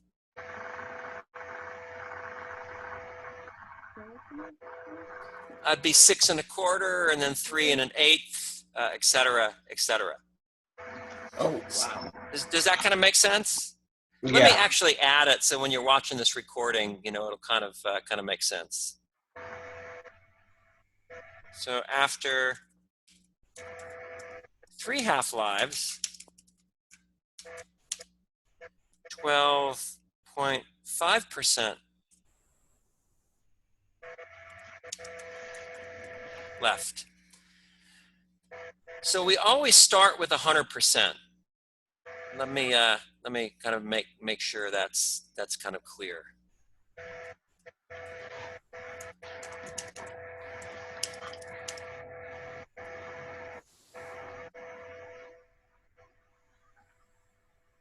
Okay, so we start with 100%. After one half-life, 50. After 2 half-lives, 25% left. After 3 half-lives, 12.5% left. Hopefully you understand like how I got those numbers, but if you don't, make sure you at least memorize them. 150, 25, 12 and a half. So let me, I want to clear the whiteboard, so I'm going to erase this right now. Is that okay with everyone? Yeah. Okay. All right. So here's something you do need to memorize. You do need to know backwards and forwards for the exam, and it's the formula for absolute age.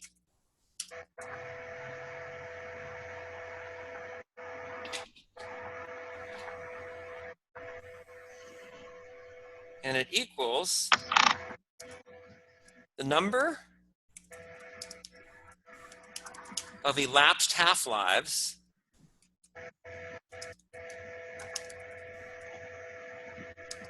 and we're going to multiply that by the measured half-life. And that'll give us absolute age. So let's do a quick example, and I think you'll see how to kind of use this simple equation. So I'm going to tell you a mineral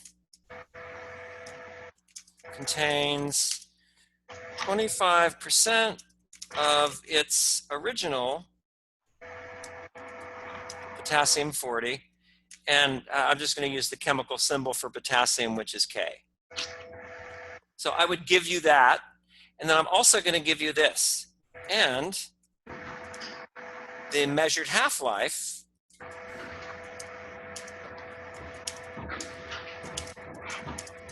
of potassium 40 is 1.3 billion years. So from that information,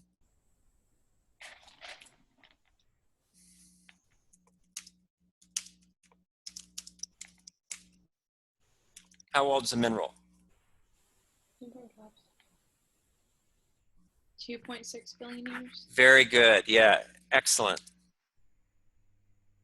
The table that's in the book is really helpful with this. Like, obviously, everything I'll explained is helpful, but like if you just write out elapsed half-life 0, 1, 2, 3, percent parent, percent daughter. Perfect. It's a lot easier to break it down if anybody's having trouble with it. Absolutely. That's a good hint. Yeah, good help. Olivia, walk us through how you came up with 2.6 billion years old. So you said that the measured half-life is 1.3 billion years. Yep. And we know that the mineral contains 25% parent. Uh-huh. Which means that 0 is 100, 1 is 50, 2 is 25. Right. And then 75% daughter, but you don't need that information. So since 2 is 25, you would multiply the half-life by 2 because that's how many have elapsed. Perfect. Yeah, exactly.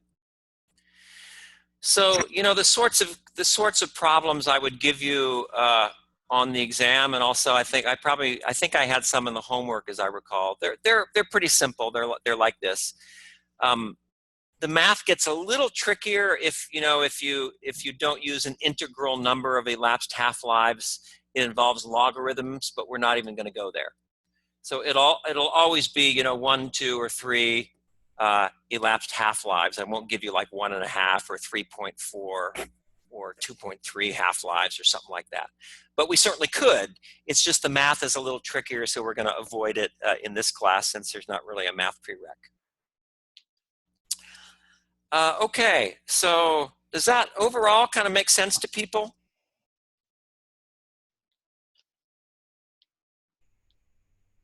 Okay, I'll take that as a yes. All right. Let's see here. Go back to the exam study guide.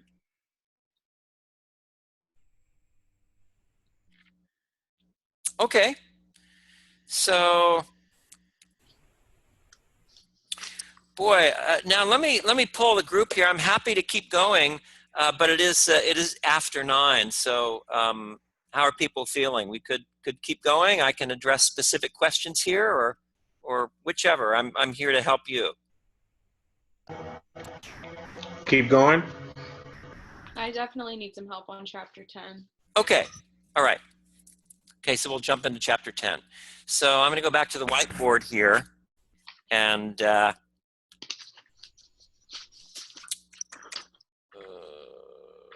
we are.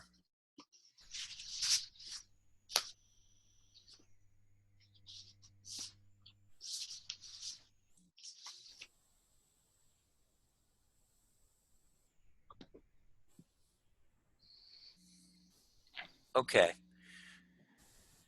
So earthquakes. So imagine this is the ground surface. There's my house. And let's say this is a crack or a fracture in the earth along which some sort of movement has occurred. So we'll say, in other words, this is a fault.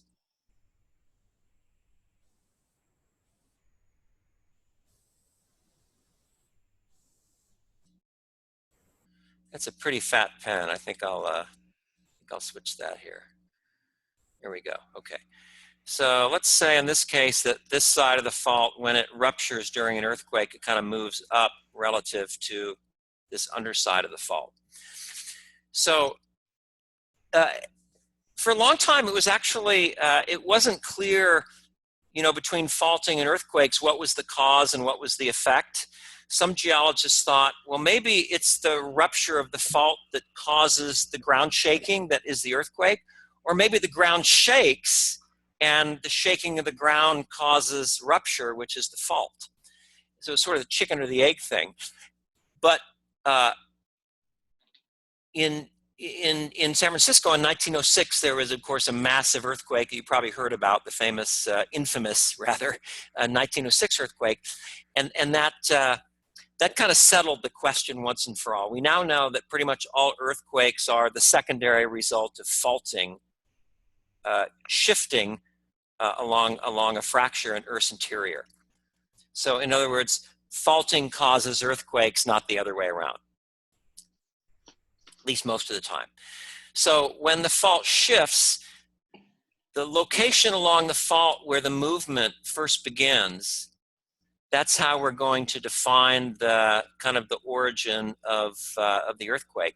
And does anyone remember what we call that? What we call that earthquake origin? The epicenter.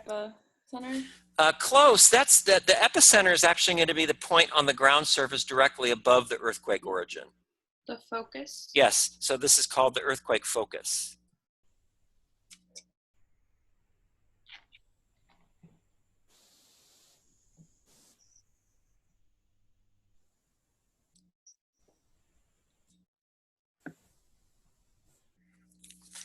It's often not convenient, though, to describe the origin of the earthquake in terms of the focus, because the focus is underground, we can't show it on a map. And so what we often do is we just project that focus point right up to the surface, and the point on the ground surface directly above the focus.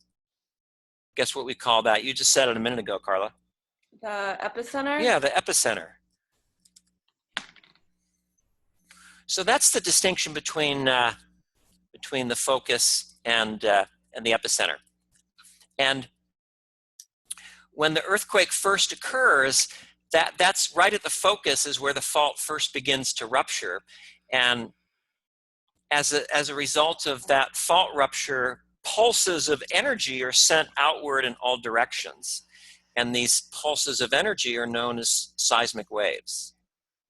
And they travel in all directions, kind of outward from the focus, sort of like, almost like three-dimensional ripples in a pond.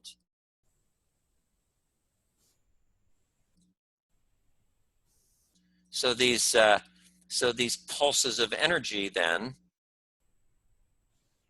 are called seismic waves.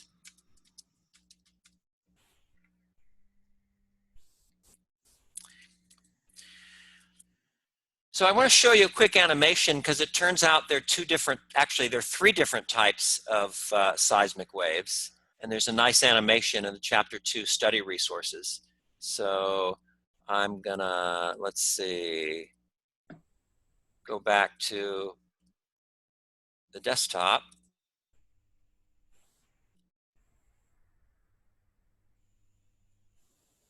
And show you a quick animation of different types of earthquake waves. Everybody can see that, right? Yeah. Yes. Okay, okay. So it turns out that different types of earthquake waves are all created at the same moment, right at the focus of the earthquake, but they travel at different speeds. The fastest wave to travel outward from the focus is called a P wave, and the P stands for primary. But you can also think of the P wave as standing for push, because look at how a P wave moves. It's like a compressional push of energy, you know, in this case from left to right. And a good kind of visual of this is, if you ever played with a slinky, you know, if you stretch out the slinky and you kind of bunch up one end of the slinky, and then while you're still holding the slinky in both hands, if you kind of let go of the bunch, can you picture that wave of compression that kind of moves through the slinky? Anyways, that would be kind of a good visual of a P wave. It's also possible to get these more kind of sinusoidal waves. They're called secondary waves, S waves. Now, S, in the same way that P really stands for primary, but as a way to help you remember it, think of P as push. S really stands for secondary, but you can also think of the S as standing for shear, because the way these waves are created is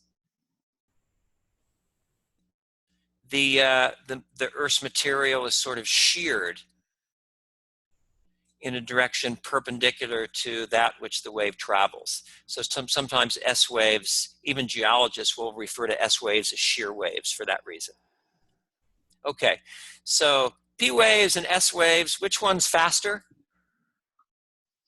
P waves. P waves, yeah. And now the interesting thing is, the further away you get from the focus of the earthquake, the further ahead of the P wave, the further ahead the P waves get. And so we can use this to our advantage, because there's always going to be, if you're any distance at all from the focus of an earthquake, there's always going to be a gap in time between the arrival at your location of the first P waves, and then anywhere from a tenth of a second later to a few minutes later, the first S waves will arrive. And we can actually measure this using an instrument called a seismograph, and I'll show you that real quick.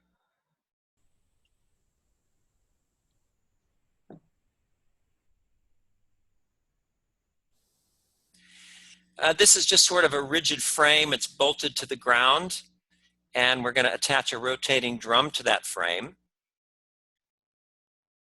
And then here, what we're doing is we're suspending a heavy weight, and then it's sort of connected to like a cable, and that's a pen. And notice that as the drum rotates, the pen draws a line on the drum. And the reason the pen is connected to a heavy weight is in a second or two, the earthquake pulses are going to come in and they're going to shake the instrument.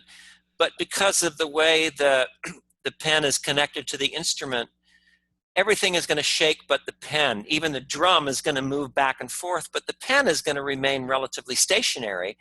And so we can create a permanent record of the earthquake waves called a seismogram. And it just looks like a bunch of squiggly waves on a strip recording. So here we go. Here come the earthquake waves. Everything's shaking but the pen.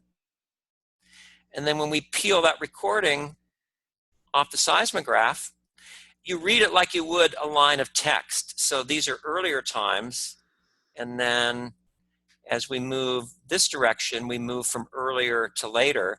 And notice Right about here is when the earthquake begins at our location, because that's when the P waves first arrive. And then a little while later, the first S waves arrive. I also forgot to mention a third type of wave. These are the slowest waves at all, but they're the biggest in a sense. They tend to do the most damage during earthquakes. They're called surface waves because they pretty much only travel right at the ground surface.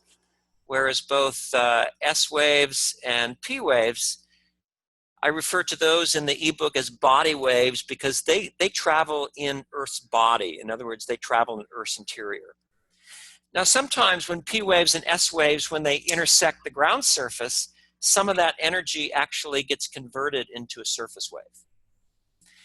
But can you see on this diagram that, and I'll kind of show you the difference. If our earthquake is really nearby our location, let's say the earthquake's only like, a kilometer away over here at the earthquake focus, then what the seismogram would look like, that's sort of before the earthquake. There are the first P waves, and then right on the tail of the first P waves are the first S waves. So P and S. And that would be for a nearby earthquake.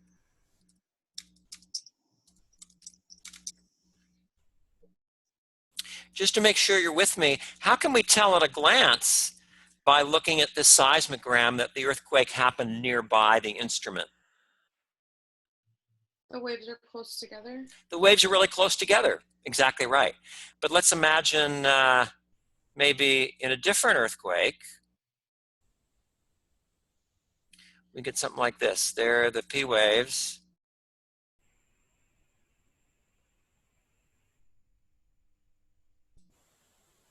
So P waves, S waves. See, now there's a much longer gap in time between the first P waves and the first S waves. It might be a gap of several minutes. So because the waves are so far apart, what does it tell us about how far away the earthquake is to our instrument in this case?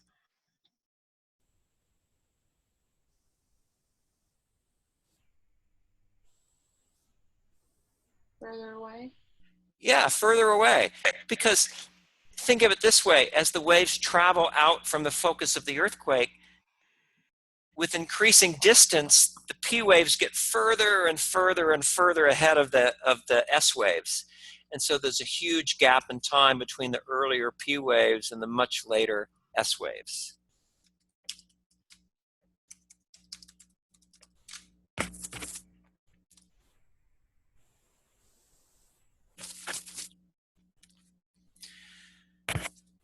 We actually did this exercise a couple of weeks ago. That was that virtual seismology exercise, where you went through that interactive exercise and you got to be a virtual seismologist and you sent me the certificate.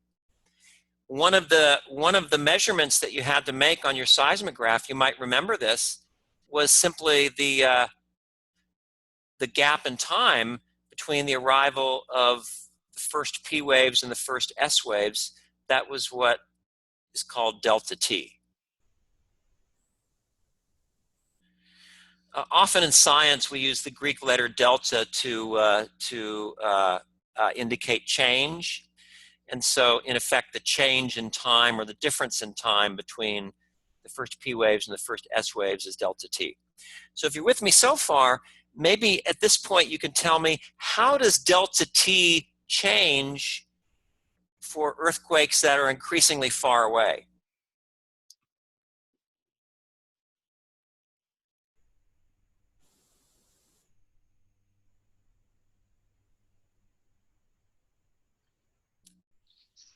Let me say that again. How does delta T change for an earthquake of increasingly greater and greater distance from your location? It increases? It increases, yeah, exactly right. Because of the distance, time elapsed between waves. Yes, yeah, exactly, exactly. So that's sort of one thing that we need to know to say how far away the earthquake is, but you might remember from that exercise we did, if we just measure delta T for one single location, one single seismogram record, that tells us how far away the earthquake is, but it doesn't tell us where the earthquake is, really, because it could be, you know, a certain distance in any possible direction. So do you remember from the exercise how we got around that? How can we actually determine the location of an earthquake just by analyzing seismogram records? You have to triangulate, so you need at least 3 seismogram records. Yeah, yeah. So just very quickly, say we have some earthquake at some unknown location, but we measure the delta T at 3 different locations. From that delta T, we can get a distance to the earthquake, and maybe at location 1, we know the earthquake is this far away, but we don't know which direction, so we have to sort of draw the set of all points in a given direction, or sorry, a given distance away from our location 1. In other words, with just one seismogram record, our earthquake location could be anywhere along the circle. But if we do the same thing at location 2 for the same earthquake, and I'm terrible at drawing circles here, but let's say that it looks like that. So the earthquake location could be anywhere along the location 2 circle. And notice locations 1 and 2 intersect at 2 possible points. So with 2 seismogram records, we can say, great, the earthquake is either here or here. And you know, the way that in that exercise you resolve that is you used a 3rd location to measure distance from the same earthquake, and where all 3 of those distances intersect, where all 3 of the circles intersect, that would be the location of the earthquake. If we do this exercise in 2 dimensions, we get the point on the ground surface above the earthquake. What do we call that? What do we call the point on the ground surface right above the earthquake? The epicenter? Yes, correct. If we were to do the same exercise in 3 dimensions, such that we're drawing like 3 hollow spheres, then we could actually pinpoint the focus of the earthquake. So that's in general how we locate earthquakes from by analyzing earthquake waves. I don't know if you remember from the exercise you did, but say we want to determine the size of the earthquake, what's called the magnitude of the earthquake. You remember in general what other measurement we have to make to do that in addition to delta T?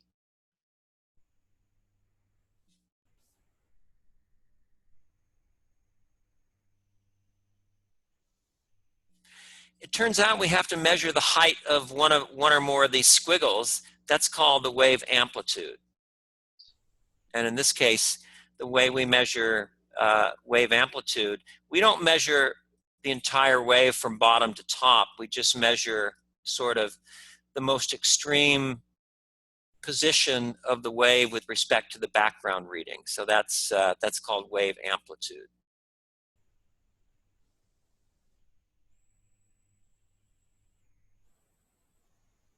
I have a question. Yeah. In the book, it was talking about with earthquakes how sometimes waves travel slower or faster, and that's why people can feel different things. Yes. At times. Uh-huh. But I don't remember if it was saying that sometimes even though the S waves are slower, they arrive first, or is that not? Or like some people in certain areas might only feel S waves or P waves. I think what I was getting at there is if you're really close to the earthquake, what you feel is essentially the simultaneous arrival of both waves. Oh, okay. And so you might have even felt this. Have you ever felt an earthquake where it just feels like one single jolt and then it's over? Yeah. That's a nearby earthquake, because the one jolt means all of it, you're so close that all of the wave energy is arriving all at once, and delta T is so close to 0 you can't even feel it. can't even feel the difference. In other earthquakes, I've certainly felt this. Has this ever occurred where like you start to feel like a little tiny bit of shaking, and then about the moment that your mind recognizes that you might be experiencing an earthquake, then all hell breaks loose and the ground really starts to shake? Thankfully, no. Okay, good. Well, I have. And that means the earthquake is further away, because the initial shaking is when the P waves arrive. And then the more violent shaking a few seconds later typically is when the S waves arrive. And then if it's more dangerous to be further away from the focus and the epicenter? Nope, it's actually more dangerous to be closer, because guess what happens to wave amplitudes with increasing distance from the earthquake? They slow down. Well, they don't really slow down, but they get smaller. Oh. So think of it this way: close to the earthquake, we won't worry about whether it's a P or an S wave. The waves are really big, and then as the waves propagate outward, they kind of get smaller and smaller and smaller, and they eventually just kind of peter out entirely. So if you're really close to the earthquake, that's why the shaking feels so violent, is the ground is deforming up and down a lot, or side to side a lot. But if you're really far away from the earthquake, the ground is still shaking back and forth, but not nearly as much, ultimately because wave amplitudes are so small. Okay, thank you. So kind of back to what I was saying, if we want to calculate the magnitude of the earthquake, this is the approach that Richter originally took in the 1930s, is the two things that you need to measure in order to calculate Richter magnitude are delta T and wave amplitude. And you might remember Richter's original definition, as he said, earthquake magnitude is simply the amplitude of my largest wave at a distance of 100 kilometers from the earthquake. And one thing that always puzzled me is, well, what if we're not lucky enough to have an instrument set up exactly 100 kilometers from the earthquake? How do we measure the amplitude at 100 kilometers? And the answer is we can mathematically stretch or shrink the amplitude at any distance if we know the delta T. So if we know how far away the earthquake is, say it's 200 kilometers, then is the amplitude of the waves that we measure going to be larger or smaller than it would be at 100 kilometers away?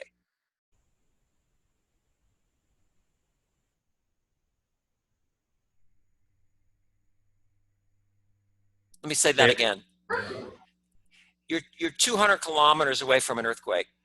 You measure the amplitude of your waves.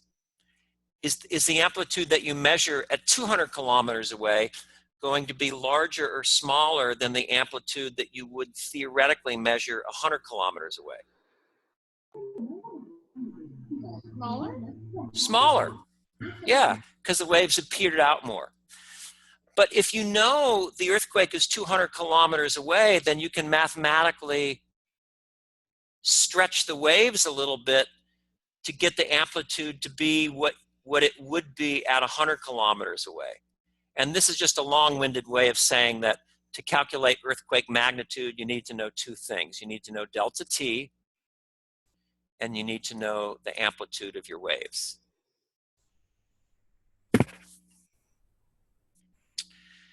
Okay, let's see, how we doing? Let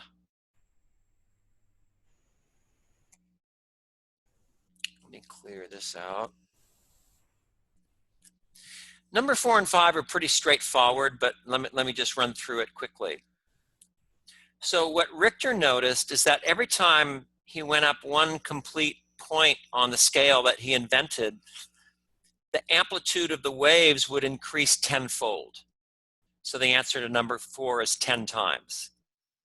So in other words, what can we say about wave amplitudes in a magnitude 5 earthquake versus a magnitude 4 earthquake? How much bigger would wave amplitudes be in a magnitude 5 earthquake? 10 times more than 4. 10 times more than 4, yeah. and 100 times more than 3. But often what we're more interested in is not the height of the waves, but how much energy is released during the earthquake.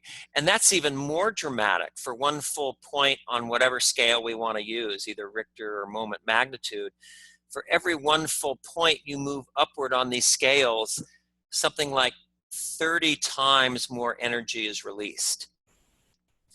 So kind of what this means is that large magnitude earthquakes are way, way bigger than small earthquakes. You know, you might say, oh, well, a magnitude 4 earthquake, that's twice as big as a magnitude 2 earthquake. It's not.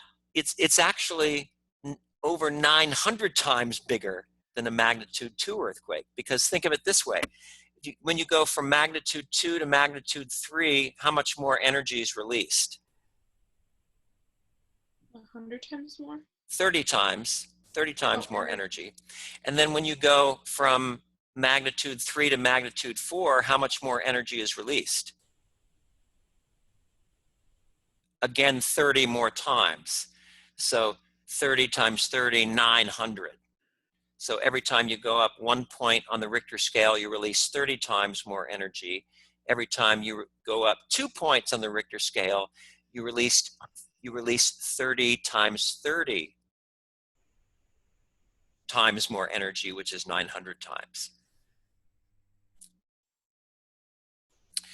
Let's see. I really want to get to chapter 11, which is geologic structures. I think question 6 is pretty straightforward. You can kind of read about that in chapter 10 in terms of effects.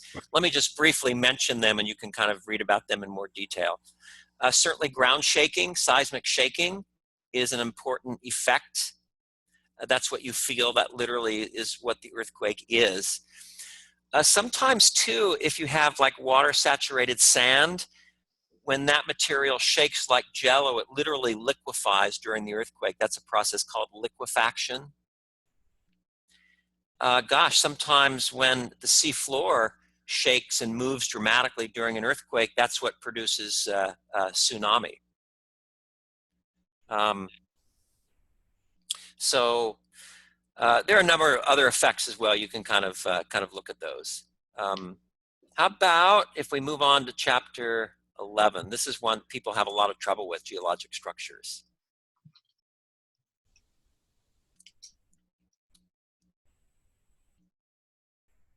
So start with stress.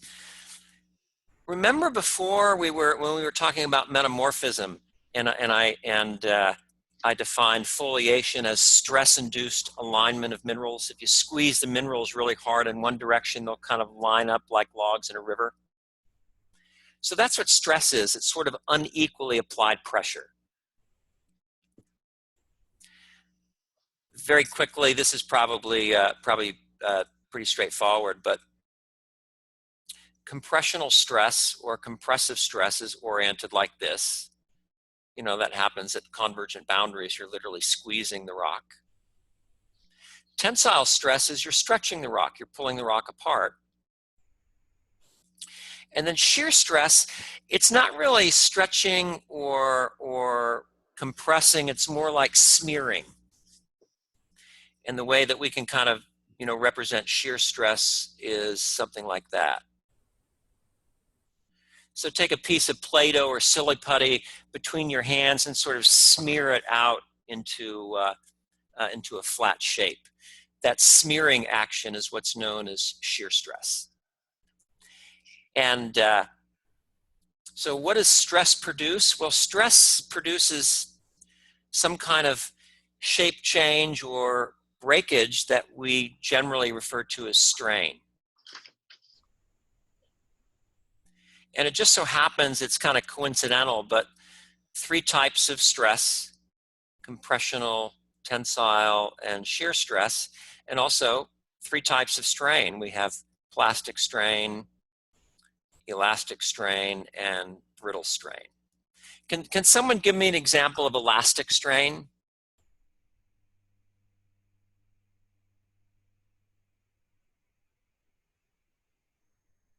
Like an example or a definition? Give me an example, and then we'll worry about a definition.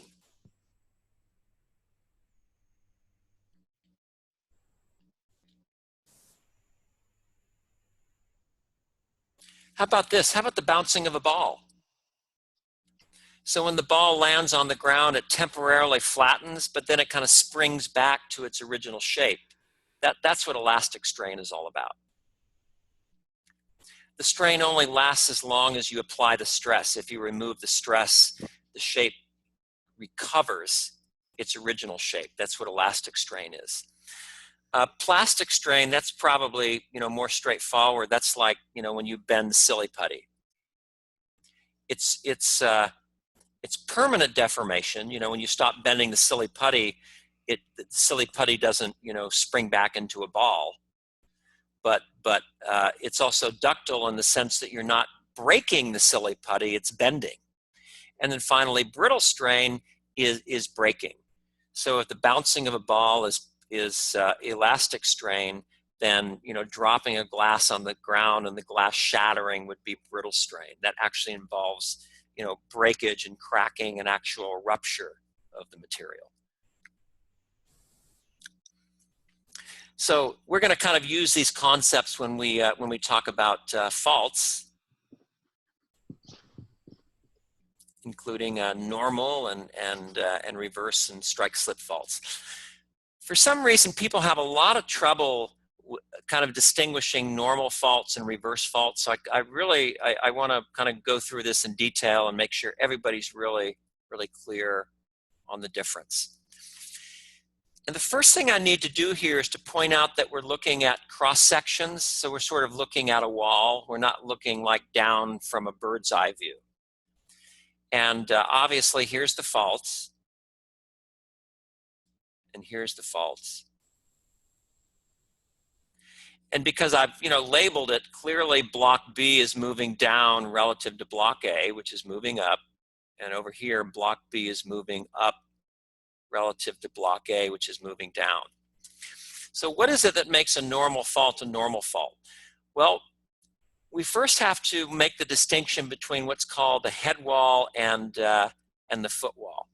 Here's where people get confused. So please ask questions if it's not making sense, and I'll keep trying to clarify it. For now, let's not worry about how the fault is moving. I just want you to appreciate, can you kind of see that block B is in some sense on top of the fault? What I mean by that is not that block B is moving up. I just mean that if this is the fault, if we go above the fault, block B is sort of sitting above the fault. Let me make this fault a lot flatter, and I think you'll be able to see it. Let's say here's one block, and here's another. And let's say this is block B, and this is block A. And we might even say that block B is sort of moving downward, relative to block A. But can you see what I mean here when I say that block B is sitting on top of the fault? Yes. It's spatially on top. So from now on, if you start at the fault and you go up, vertically upward, whatever block you end up in, and I'm just going to abbreviate, we're going to call that the head wall.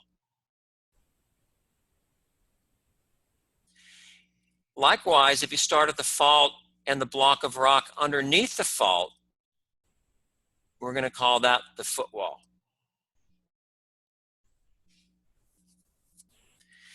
Not to confuse matters, the head wall is also known as the hanging wall. That's kind of what I'm showing here. Same thing.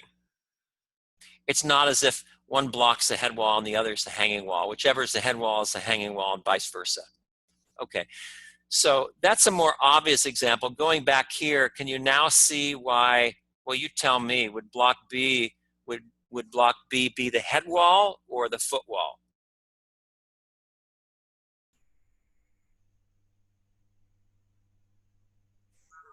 Head wall? Very good, Wilmer. Yep. And can you explain to us why, how you know block B is the head wall?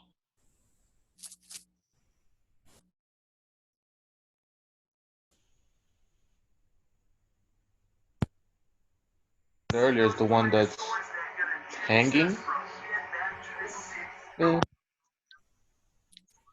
sort of it still confuses me a little bit. I know, it's confusing. That's why I want to make sure we understand it before I go on. Here's a sort of a good rule of thumb. Make a dot on the fault and then move vertically upward above the fault. See how I move into block B, not block A when I do that? Uh-huh. I start here and I go up. As I go up, I move into block B. That's how I know block B is the head wall. So no matter where you put that dot, you're always going to be moving into. Exactly. Yeah. If I put the dot here, I'm going to be moving into B. I guess here it wouldn't work, but anywhere underground, if I put the dot, I move upward into the head wall. That makes more sense. Okay. Ooh. So How on about- the other one, it would be the same thing. B would also be. That's what I was going to ask. So how about over here? Which is the head wall? Which is the foot wall? B is the head wall, Yeah, B has got to be the head wall. even though they look opposite. Yeah, and they are opposite, but what's not opposite are the head wall and foot wall. This makes more sense. Now I need to clarify here something, and that is, you know, why go to all the trouble of figuring out the head wall and the foot wall? And the reason is it's sometimes tempting for students just to like think, oh, well, if a fault is angled downward and to the right, it's a normal fault. But it's not, because see, the fault is oriented in the same way. It's sort of angled downward and to the right, but the sense of slip is different. So now that we've identified the head wall and the foot wall, I'm going to kind of get rid of this just to clear it up. Now I'm going to ask a completely separate question. In fact, let's do this. So B is the head wall, A is the foot wall. Now, a completely separate question is, for this normal fault, how is the head wall moving with respect to the foot wall? Is the head wall moving generally upward or generally downward with respect to the foot wall? Down. Down. So if the head wall moves down,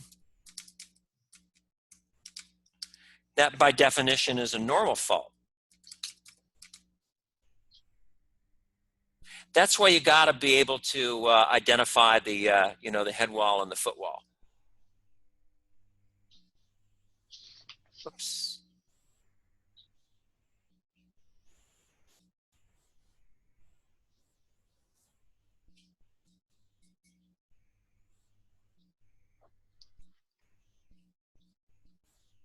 Let me, I didn't mean to do that.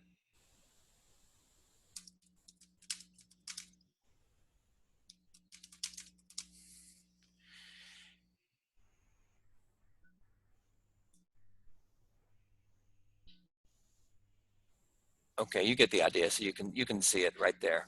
How about, now let me get it out of the way. How about over here? We said, which was the head wall? B.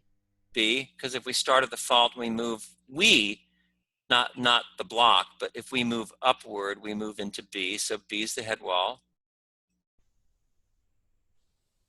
A is the foot wall.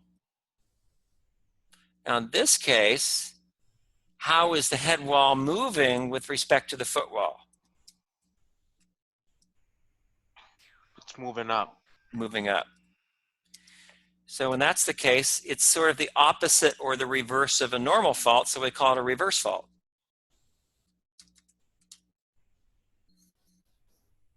That kind of makes sense? So much more sense. Let me, I'm going to switch back over to the whiteboard here, and I'm going to quickly test you to make sure it's making sense. Okay, so I'm going to draw things in cross-section now.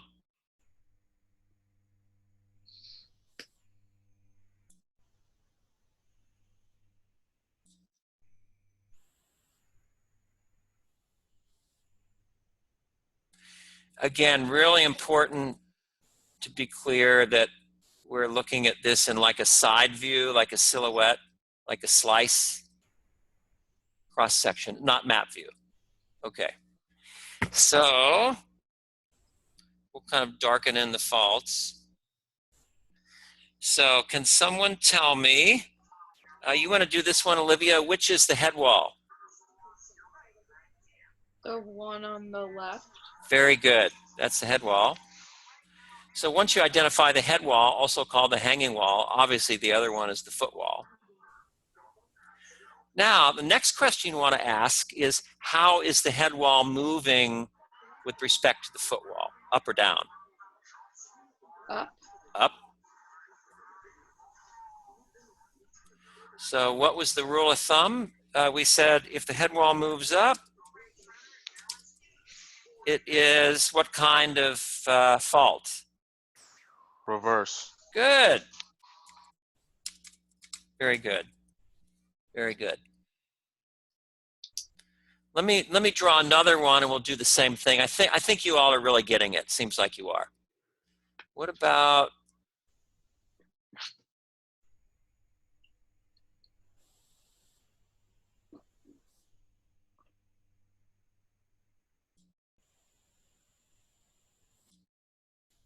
there's the fault. Okay, which is the head wall, which is the foot wall?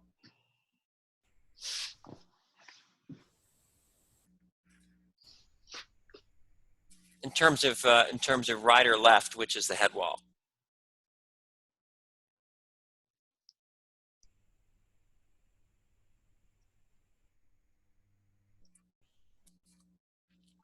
The one on the right? Very good, Wilmer. You got it.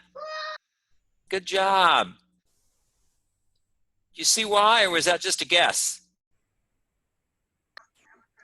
A little bit of both. Okay, all right. Here's how. So start at the fault, and if we move straight up from the fault, we always move into the head wall. If we start at the fault and we move straight down, we move into the foot wall. Cool, okay. So head wall, foot wall. Now our second question we always ask is, in general, how is the head wall moving, up or down? It's moving down. Moving down relative to the foot wall. So once we know the head wall, once we figured out that the head wall is moving down, what kind of fault is it? It's normal. Good. One other thing I'll mention, and we know this from creating faults in the laboratory. The useful thing about being able to distinguish a reverse fault from a normal fault is we can figure out what sort of stress produced the fault. In this case, a reverse fault always is the result of compressive stress.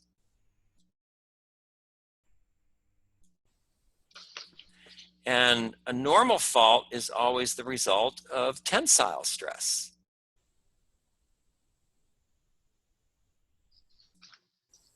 So that's really good to know because, you know, through plate tectonic processes especially, if we smush the Earth together in compression, guess what kind of fault we create? Reverse. Reverse. At what type of plate boundary would you expect reverse faults to be really common? Convergent. Very good, yeah.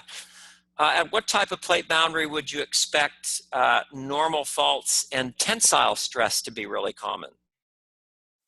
Divergent. Divergent, yeah. And by the way, a particular kind of variety of reverse fault kind of looks like this. It's sort of a real flat reverse fault.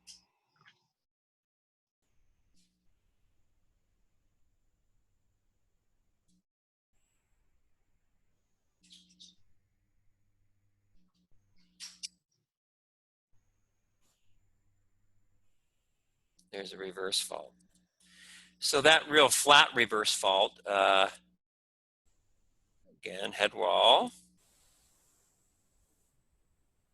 because we started the fault and go up, that must be the head wall.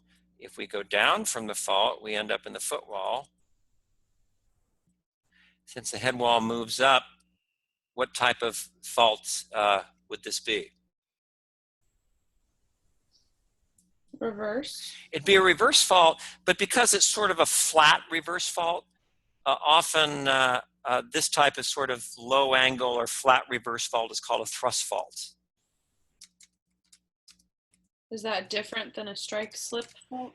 It is. We'll get to strike slip faults in a minute, yeah.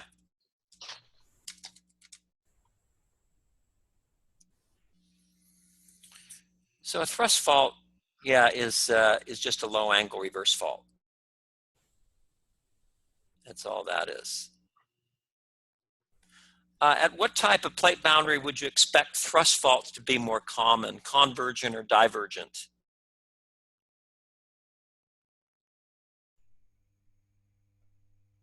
Convergent. Yeah, convergent, because a reverse fault, sorry, a thrust fault is a reverse fault. It's just kind of a low angle, sort of flattish reverse fault. Is that making sense, Wilmer? Yes. Okay, okay, good. This is all being recorded, so I'm gonna erase this and then move on to strike slip faults. Okay, so strike slip faults are best seen in map view. So if I ask you to draw a strike slip fault, always remember to draw it like from the perspective looking down from like where a bird is, kind of how a bird flies. So I'll just make a quick note here. Map view.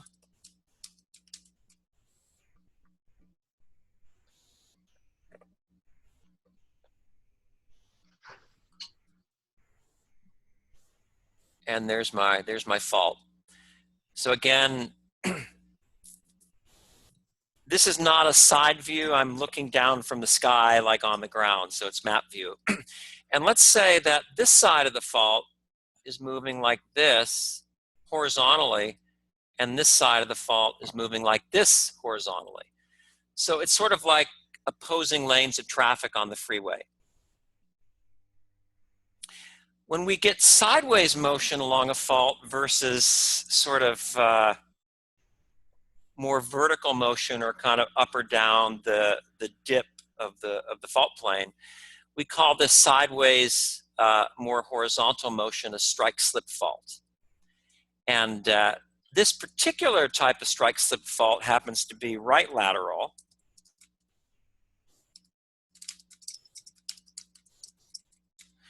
This is the type of fault the San Andreas fault is. It's a right lateral strike slip fault. And the way to tell it's, oh shoot, I didn't mean to do that. There we go. The way to tell it's right lateral, you kind of got to picture this. Place yourself mentally on the ground on one side of the fault and you look across to the other side of the fault. However, whichever hand the other side of the fault is moving towards, that's how we name the fault. So can you appreciate if I stand here and I put my hands out, there's one hand, there's the other hand, and I'm facing the fault. Which hand is this? Right. Yeah, it's obviously the right hand. Which hand is this? That's the left hand. So how is this here we go. How is this far side of the fault moving? Is it moving to my right or my left? To the right. Moving to the right. So that's why we call this type of fault a right lateral strike slip fault. So for number 5, when you're asking how would the opposite side of the fault move for left and right? Yeah. You're meaning looking at the opposite side? I am, yeah. Okay. Yeah. So for right, it's right, and for left, it's left. Correct. Yeah, exactly. Let's try another one. How about a fault that's oriented like this?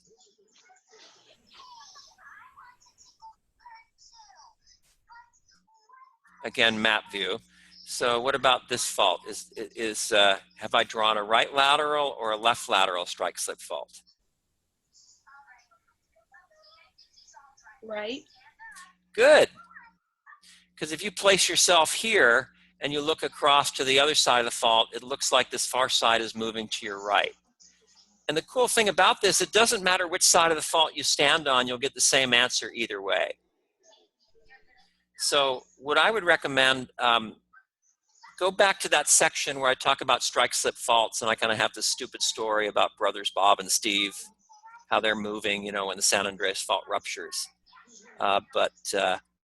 Yeah, that'll really help you on tomorrow's exam if you're really clear on how to tell the difference between a right lateral strike slip fault. Let me just draw a left lateral so you have it for comparison.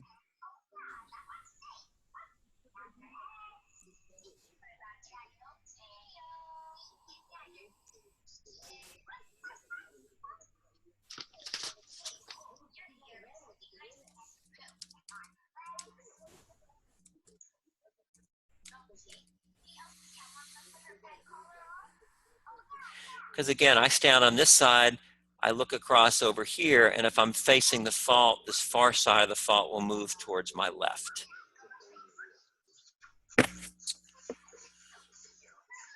Okay, yeah, so if you can be really clear on the distinction between right and left lateral strike slip faults, and also on the distinction between normal faults and reverse faults and head wall and foot wall, that'll really help you on tomorrow's exam.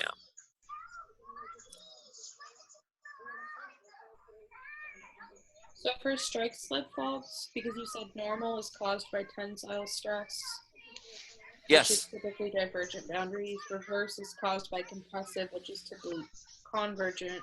Right. Strike slip would be shearing, which is Exactly. And because of the motion along a strike slip fault, can you say which type of plate boundary strike slip faults are the most common at? transform. Yeah, transform boundaries. Exactly right. Exactly right. Let's see, really quickly. Oops. Oh, you probably can't see that. Let me, hang on one second. Let me go back to the desktop. Okay, now you can see the study guide, right? Yeah. Okay. Very quickly, what's the difference between an anticline and a syncline?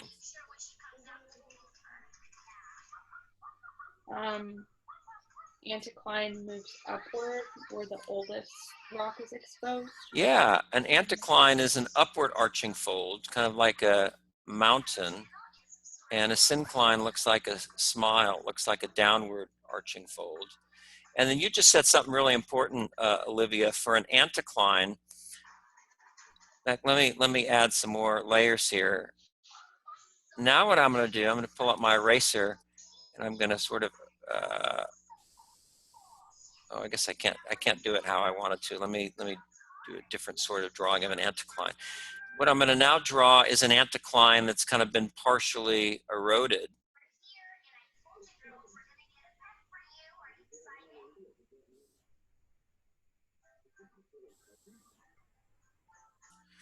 So the axial region of this anticline has been partially removed by erosion.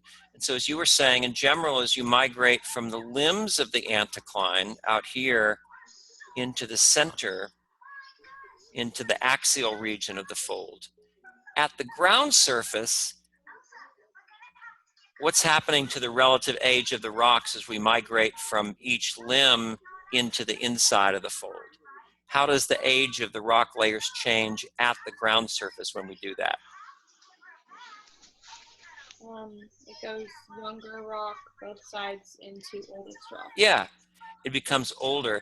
I don't mean older like up or down. I mean just at the ground surface, the rocks that we're walking through. They tend to get older at the ground surface as we walk from the limbs of the fold into the middle of the fold. And you can kind of see that if in your mind you sort of unbend the layers, then you'll see that this layer is on the bottom, this layer's in the middle, and this layer would be on top if we unbent everything. So if you can remember that at the ground surface, if we walk into the middle of an eroded anticline, if the rocks get older, what would happen if we did that same thing for an eroded syncline? It gets younger. They get younger. Yeah, exactly.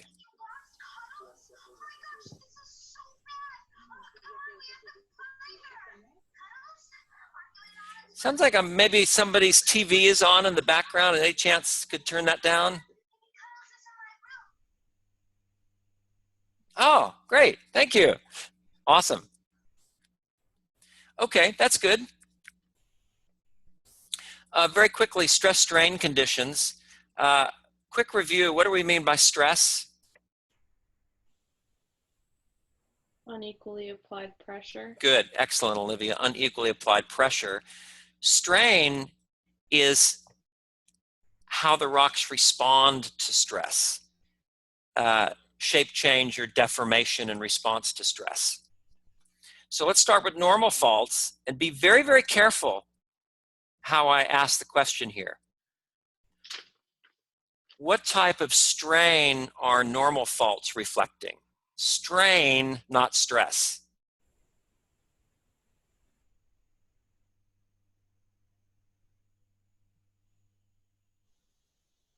Elastic. Not elastic, because in the case of a fault, the rock is breaking along the fault. Brittle. Brittle. What type of strain is being manifested in reverse faults or thrust faults? Brittle. Also brittle. What about the strain being manifested in a strike-slip fault? Brittle. Also brittle. All faults are manifestations of brittle strain because fundamentally the rock is breaking along the fault. You're getting brittle rupture. Now, what if I ask about stress? What kind of regionally applied horizontal stress creates normal faults?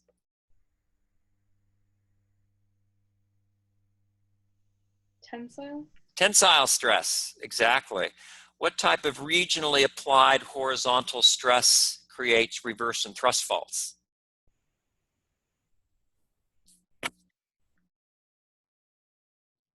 Compressive. Good, compressive stress.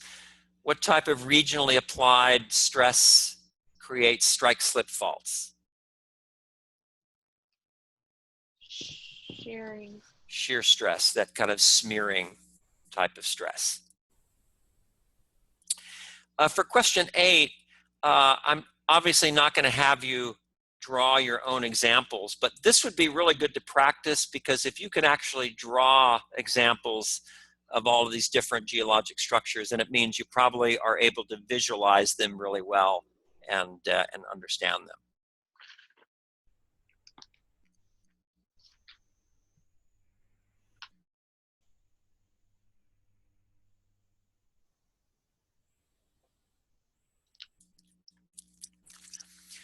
Okay, folks, it's getting kind of late, so I think I'm just going to hit the highlights on Chapter 12.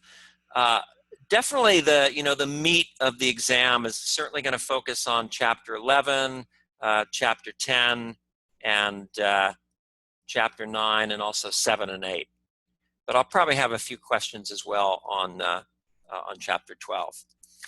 This one's probably pretty simple. If if you think about plate tectonic theory, knowing what we know about the ultimate fate of all oceanic crust, how come oceanic crust never gets really old geologically? Because it's always eroding. Sort of. Close. Oh, go ahead. No, you got it. It's because it's either generating new at the MORs, Right. or then getting away Yes. under the continental plates. Yeah. Subduction Right. results, I mean. Yeah, the ultimate fate of all oceanic crust is subduction. So yeah, it's interesting, and that was a real mystery. Like in the late 50s, early 1960s, when geologists collected samples of oceanic crust from all of the ocean basins on Earth, dated them in a laboratory in the early 60s, and nowhere on Earth do we find oceanic crust older than about 200 million years. That sounds old, but on every continent on Earth we find rock, upwards of 2, 3, even 4 billion years old. So there's this huge age discrepancy between continental crust, which can get really, really old, and oceanic crust, which never gets that old. And the ultimate reason why not is just as you explained. Before it has a chance to get too old, oceanic crust gets subducted. Because continental crust is buoyant and non-subductible, once you form it, it hangs around for a long time. It can't be subducted and swallowed up in Earth's interior. Number 2, the key thing here, and I think it's pretty straightforward, the key difference between a passive continental margin and an active continental margin: passive continental margins don't contain plate boundaries, active margins do. If you can remember that, everything kind of falls into place. For example, at which type of margin would you tend to find a lot of earthquake activity, active or passive?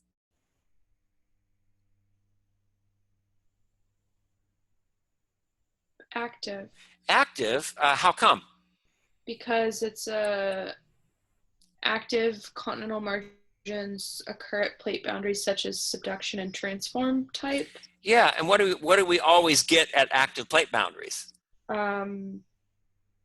Activity. So volcanic arcs. Right. Volcanoes on land, trenches. Yes. Earthquakes. Exactly right. And also mountains. We get active mountain building along active continental margins. A good example of a passive continental margin is the East Coast. In fact, let me come think of it. Let me pull this up real quick. I think I can find it. Yeah, here's a good distinction right here. Here we go. You all see that diagram?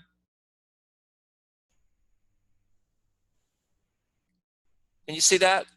Yes. Okay. In this case, we have an active continental margin run along a subduction zone. So there's the trench you were mentioning, Olivia. We certainly get lots of earthquake activity, lots of mountain building, and obviously right there is the plate boundary. Here's a perfect example of the East Coast and the Gulf Coast. We certainly do get a geologic transition between continental crust and oceanic crust, but this boundary right here between the two is not a plate boundary, at least not in current geologic time.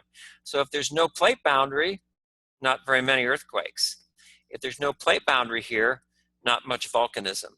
If there's no plate boundary, not much in the way of mountain building, not much geologic activity in general at a passive margin.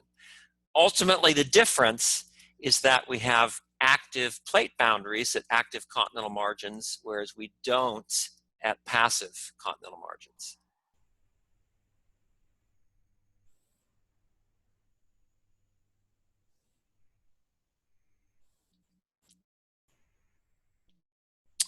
I think this other stuff is pretty straightforward. You can review that on your own. Okay, well, do either of you have any specific questions I can answer at this point?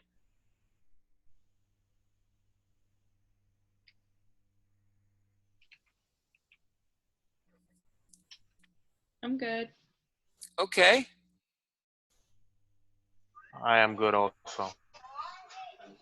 Okay. Thank you. I think you two are the only ones left here, Olivia and Wilmer. Anyone else here? Okay, I'll take that as a no. All right. Well, thanks for joining me tonight. I'll go ahead and save this recording and send everybody the link. I'll probably post it on YouTube, so you might be able to review it before tomorrow. Okay. Thanks a lot, everyone. Thank you, Professor. Yep.